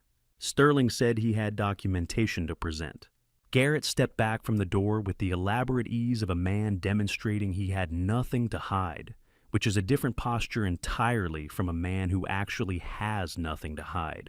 Sterling set the trust document on the dining room table, the same table where I had carried trays of food for 20 guests, the same room where I had gone to my knees on the parquet floor to collect broken crystal in silence. Sterling opened the document to the tabbed page and read the relevant clause aloud in the same voice he used in courtrooms. Not loud, not theatrical, simply precise. Each word placed exactly where it needed to land. Garrett laughed. Alara said it was a short laugh, the kind that precedes a counter-argument. He said something about old paperwork, about misunderstandings, about making a phone call and sorting this out. Sterling let him finish. Then he set a second document beside the first the county recorder's filing, from that morning time stamped at 8:17 a.m., confirming the trust reclamation was officially on record. The laugh did not come a second time. Melody came down the stairs while Sterling was still speaking. Alara had been watching from the kitchen doorway, the same angle, different evidence in her hands this time. Alara described it this way. Melody looked at the officers first, then at Sterling, then at Garrett, and something moved across her face in that sequence. The rapid recalculation of a woman who had prepared for several scenarios and was now trying to determine which one she was standing inside. Melody said she was a victim. She said it clearly and at once with the composed delivery of someone who had rehearsed the line. She had no knowledge of the financial transfers. Garrett had managed all the accounts. She had been kept in the dark about the debt, about all of it. She said this looking directly at the officers, not at Sterling, which was a choice Alara noticed. Sterling let her finish. Then he placed a third document on the table. The divorce filing notice of intent dated 11 days prior, her attorney's name printed at the bottom. Beside it, a single bank statement for a personal account, in Melody's name alone, recording a transfer of $50,000 received 9 months ago. Alara said Melody looked at those two documents for a long moment without speaking. The officers had their own paperwork ready by then. What Alara did not describe in detail, and what I did not ask her to describe, was the sound the handcuffs made. Some things you do not need to hear in order to understand. What she did tell me was that she had been watching the staircase the entire time, because she had known for 14 months. Had accounted for it specifically in every version of the plan she had built, that there was one thing in that house she needed to reach before anything else. Arlo had appeared at the top of the stairs at some point during the reading of the charges. He was holding the railing with both hands, the way small children hold railings, when they sense that something in the adult world below them has shifted past the ordinary. His face carried the particular seriousness of a 7-year-old who knows that what he is seeing matters even without the words to say why. Alara went up the stairs before the officers moved. She did not run. She walked the way she had done everything across 14 months, without rushing, without drawing attention to herself, with her attention fixed entirely on what needed protecting. She picked Arlo up and held him against her shoulder and carried him down the hall to his room, and she closed the door behind them. She stayed in there with him until the house went quiet downstairs. She was still in there when she called me. I listened to all of it without speaking. When she finished, there was a silence between us that was not uncomfortable. The silence of two people who have arrived at the same place by different routes and are taking a moment to recognize where they are. Then Alara said, "Dad, I'm sorry it took so long." Oh, I looked out the window at the Atlanta skyline, going amber in the late afternoon light, the way southern cities go in October, slowly, thoroughly, as if the day is reluctant to surrender itself, and the light is inclined to agree. I thought about 14 months. I thought about a kitchen doorway, and a phone held steady in a young woman's hand, and the patience required to build something that will hold, rather than something that will merely stand. You didn't take too long, I said. You took exactly as long as it needed. She was quiet for a moment. Then she said, Dad, do you want to come home? I sat with that question. Home. Sterling had used that word this morning in the mill, and it had moved something in me I had not known was still movable. Now my daughter was saying it, and it carried a different weight, not a destination someone else was driving me toward, but a question she was asking me directly. And the asking of it was its own kind of answer. Yes, I said. I want to come home. Sterling pulled up to the house at 5:30. The drive from Atlanta had taken just under 4 hours, most of it in silence of the comfortable kind, the silence of two people who have known each other long enough that words are optional. Sterling had driven with one hand on the wheel and the news on low, and I had watched Georgia move past the window, the flatlands giving way to the Spanish moss and live oaks of the coastal plain. And I had thought about very little. Sometimes the mind, after enough hours of receiving, simply stops. He turned off the engine at the end of the front path and did not get out immediately. You don't need me to come in, he said. It was not a question. No, I said, but thank you. He nodded once the way Sterling nodded things, a full acknowledgement compressed into a single motion. I opened the door and got out, and I heard him put the car in reverse before I had taken 3 steps up the path. Because Sterling Vance has always understood that the most generous thing you can do at the end of a long day is leave someone alone in the right place. I looked up. Ilara was standing in the open doorway. She had Arlo on her hip, one arm under him, his head resting against her shoulder with the loose, trusting weight of a child who has fallen most of the way asleep and is relying entirely on the person holding him. The porch light was on behind her. The early evening light came in low and amber from the west, the kind of light that makes everything look like it is being seen for the last time, or the first. My daughter has her mother's eyes. She always has, dark and direct and capable of holding more than they let on. She was looking at me across the length of the front path, and not saying anything, and in the shape of her face in that light, I saw Margaret as I had first seen her, 23 years old. Standing in the doorway of a house that was not yet finished, waiting for me to come home from the lumberyard. I walked up the path. I walked through the front door of my house for the first time in 2 years. The front hall smelled the way it always had, old wood, and the particular coolness that comes from high ceilings and solid walls, the smell of a house built to last. I had forgotten that smell, or not forgotten it exactly, but stopped expecting to encounter it. It hit me somewhere in the chest, the way smells do when they carry memory inside them. Ilara put Arlo down on the sofa in the front room and covered him with a throw blanket, and we went to the kitchen and she made coffee the way she made everything quietly, without asking what I wanted, because she already knew. We sat across from each other at the kitchen table. 14 months, I said. 14 months and 11 days, she said. I looked at my coffee cup. You did it alone. Daniel helped where he could. Sterling guided the legal framework from the beginning. She wrapped both hands around her own cup. But the evidence, the banking records, the LLC filings, the transfer confirmations, the recorded footage, that was mine. I built it myself because I needed to be certain it would hold.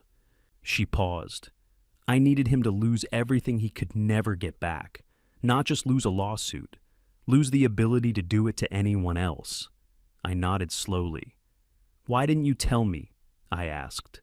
She looked at me directly the way her mother used to look at me when she was about to say something I needed to hear but had not asked for. Because you would have stopped me, she said. You would have told me it wasn't worth it. You would have said Garrett was still family, that Arlo needed his father present, that we shouldn't make it worse. She said it without accusation, the steady voice of someone stating a fact they have lived with long enough to say plainly. You would have protected him, the way you always protected him, because that's what you do. I sat with that. She was right. I knew she was right in the particular way. You know, things that you would rather not with resistance. But with the quiet recognition of a pattern you can finally see from the outside because someone has just handed you the view. I had protected Garrett his entire life.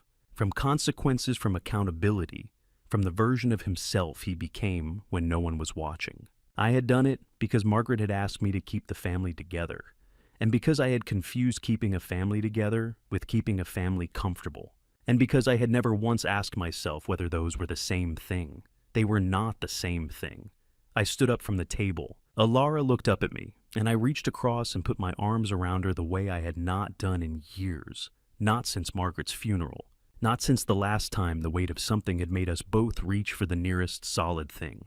She was still for a moment, the way people are when they are surprised by what they needed, and then she leaned into it.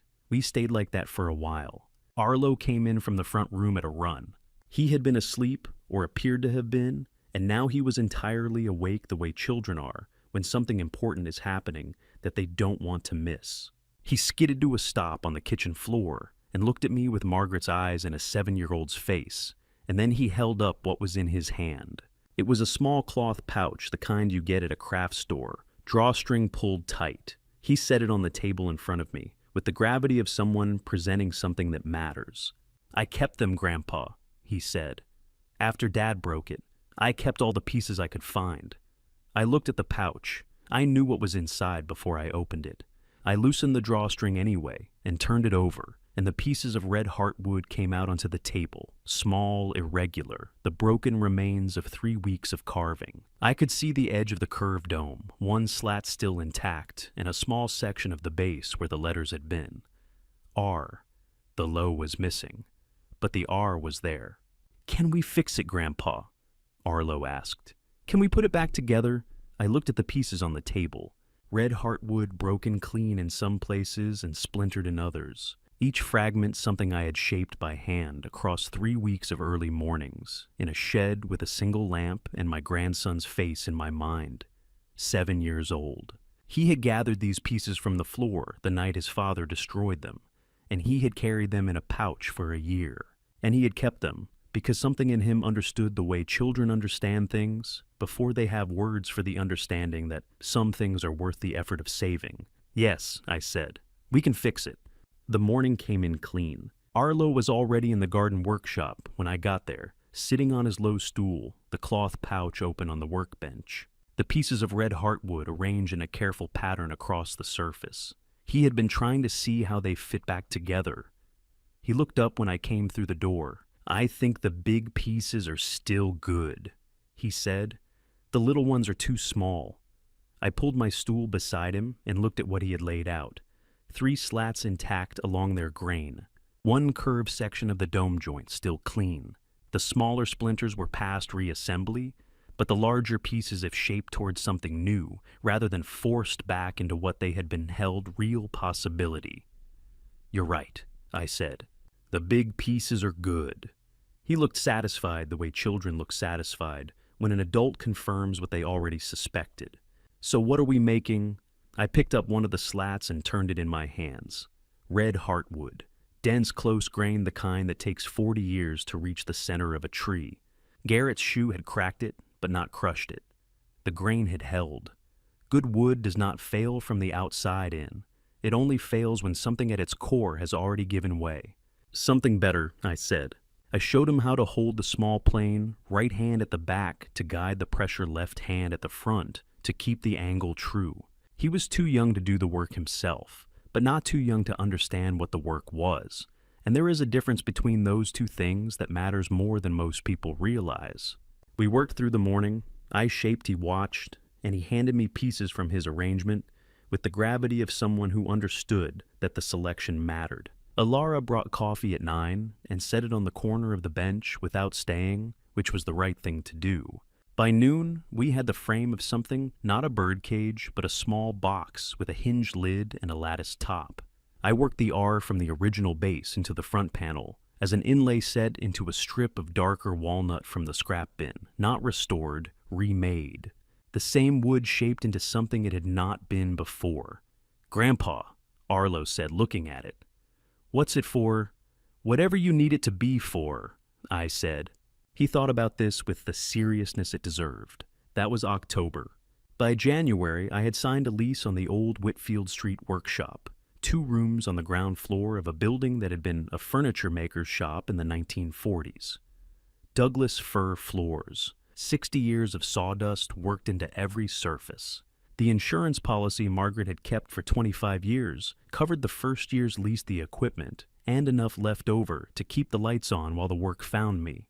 It found me faster than I expected. Savannah has no shortage of old things that need careful hands.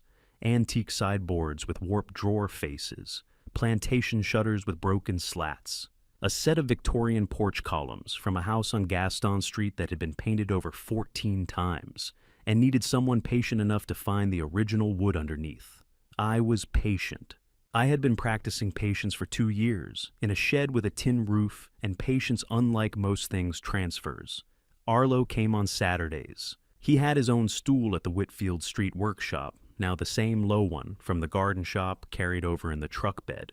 He did homework there while I worked, and sometimes he watched, and his questions were always better than I expected. I did not go back to the Gothic house. The trust reclamation moved through the county system with the efficiency of paperwork correctly prepared, and whatever happened to the structure on that land afterward was a matter I left entirely in Sterling's hands. I had built that house. I did not need to watch what became of it. I had a workshop. I had my tools. I had Arlo on Saturdays and Sunday dinners with his Yalera and a room at the back of her house with a window facing the old pecan tree. It was enough. For the first time in 2 years, enough felt like abundance rather than subtraction. On a morning in late February, I finished a jewelry box commissioned by a woman on Jones Street, English walnut, hand-cut dovetails, original brass hinges cleaned and reset. I set it on the bench in the early light and looked at it for a while. Then I took down the small box Arlo and I had made together in October. Inside were 2 things Margaret's letter folded precisely the way she folded everything, and the cloth pouch holding the fragments too small to use, which I had kept because throwing them away had not felt right. I read the last line one more time. Live for yourself, Silas. It's time. I had first read those words in a cold mill at 3 a.m, with rain on the roof and my hands unsteady. I read them now in a workshop I had chosen and paid for on a morning when the Savannah light came through the windows at the low, unhurried angle it takes in February. And the tools on the wall were mine, and the work on the bench was mine. And the silence in the room was the good kind, the kind that belongs to a man who has finally stopped apologizing for taking up space. My hands were not shaking. They had not shaken in a long time. I folded the letter back along its creases, put it in the box, and set the box back on the shelf. Then I picked up my plane and went back to work. If this family story taught me anything, it is this silence is not the same as peace. I spent 2 years believing that enduring without complaint was a form of love. It was not. It was fear dressed in the language of sacrifice. I am not a perfect man. I signed papers I should have questioned. I protected a son who did not deserve protection. I confused keeping a family together with keeping myself small. If you are sitting somewhere tonight doing the same, stop.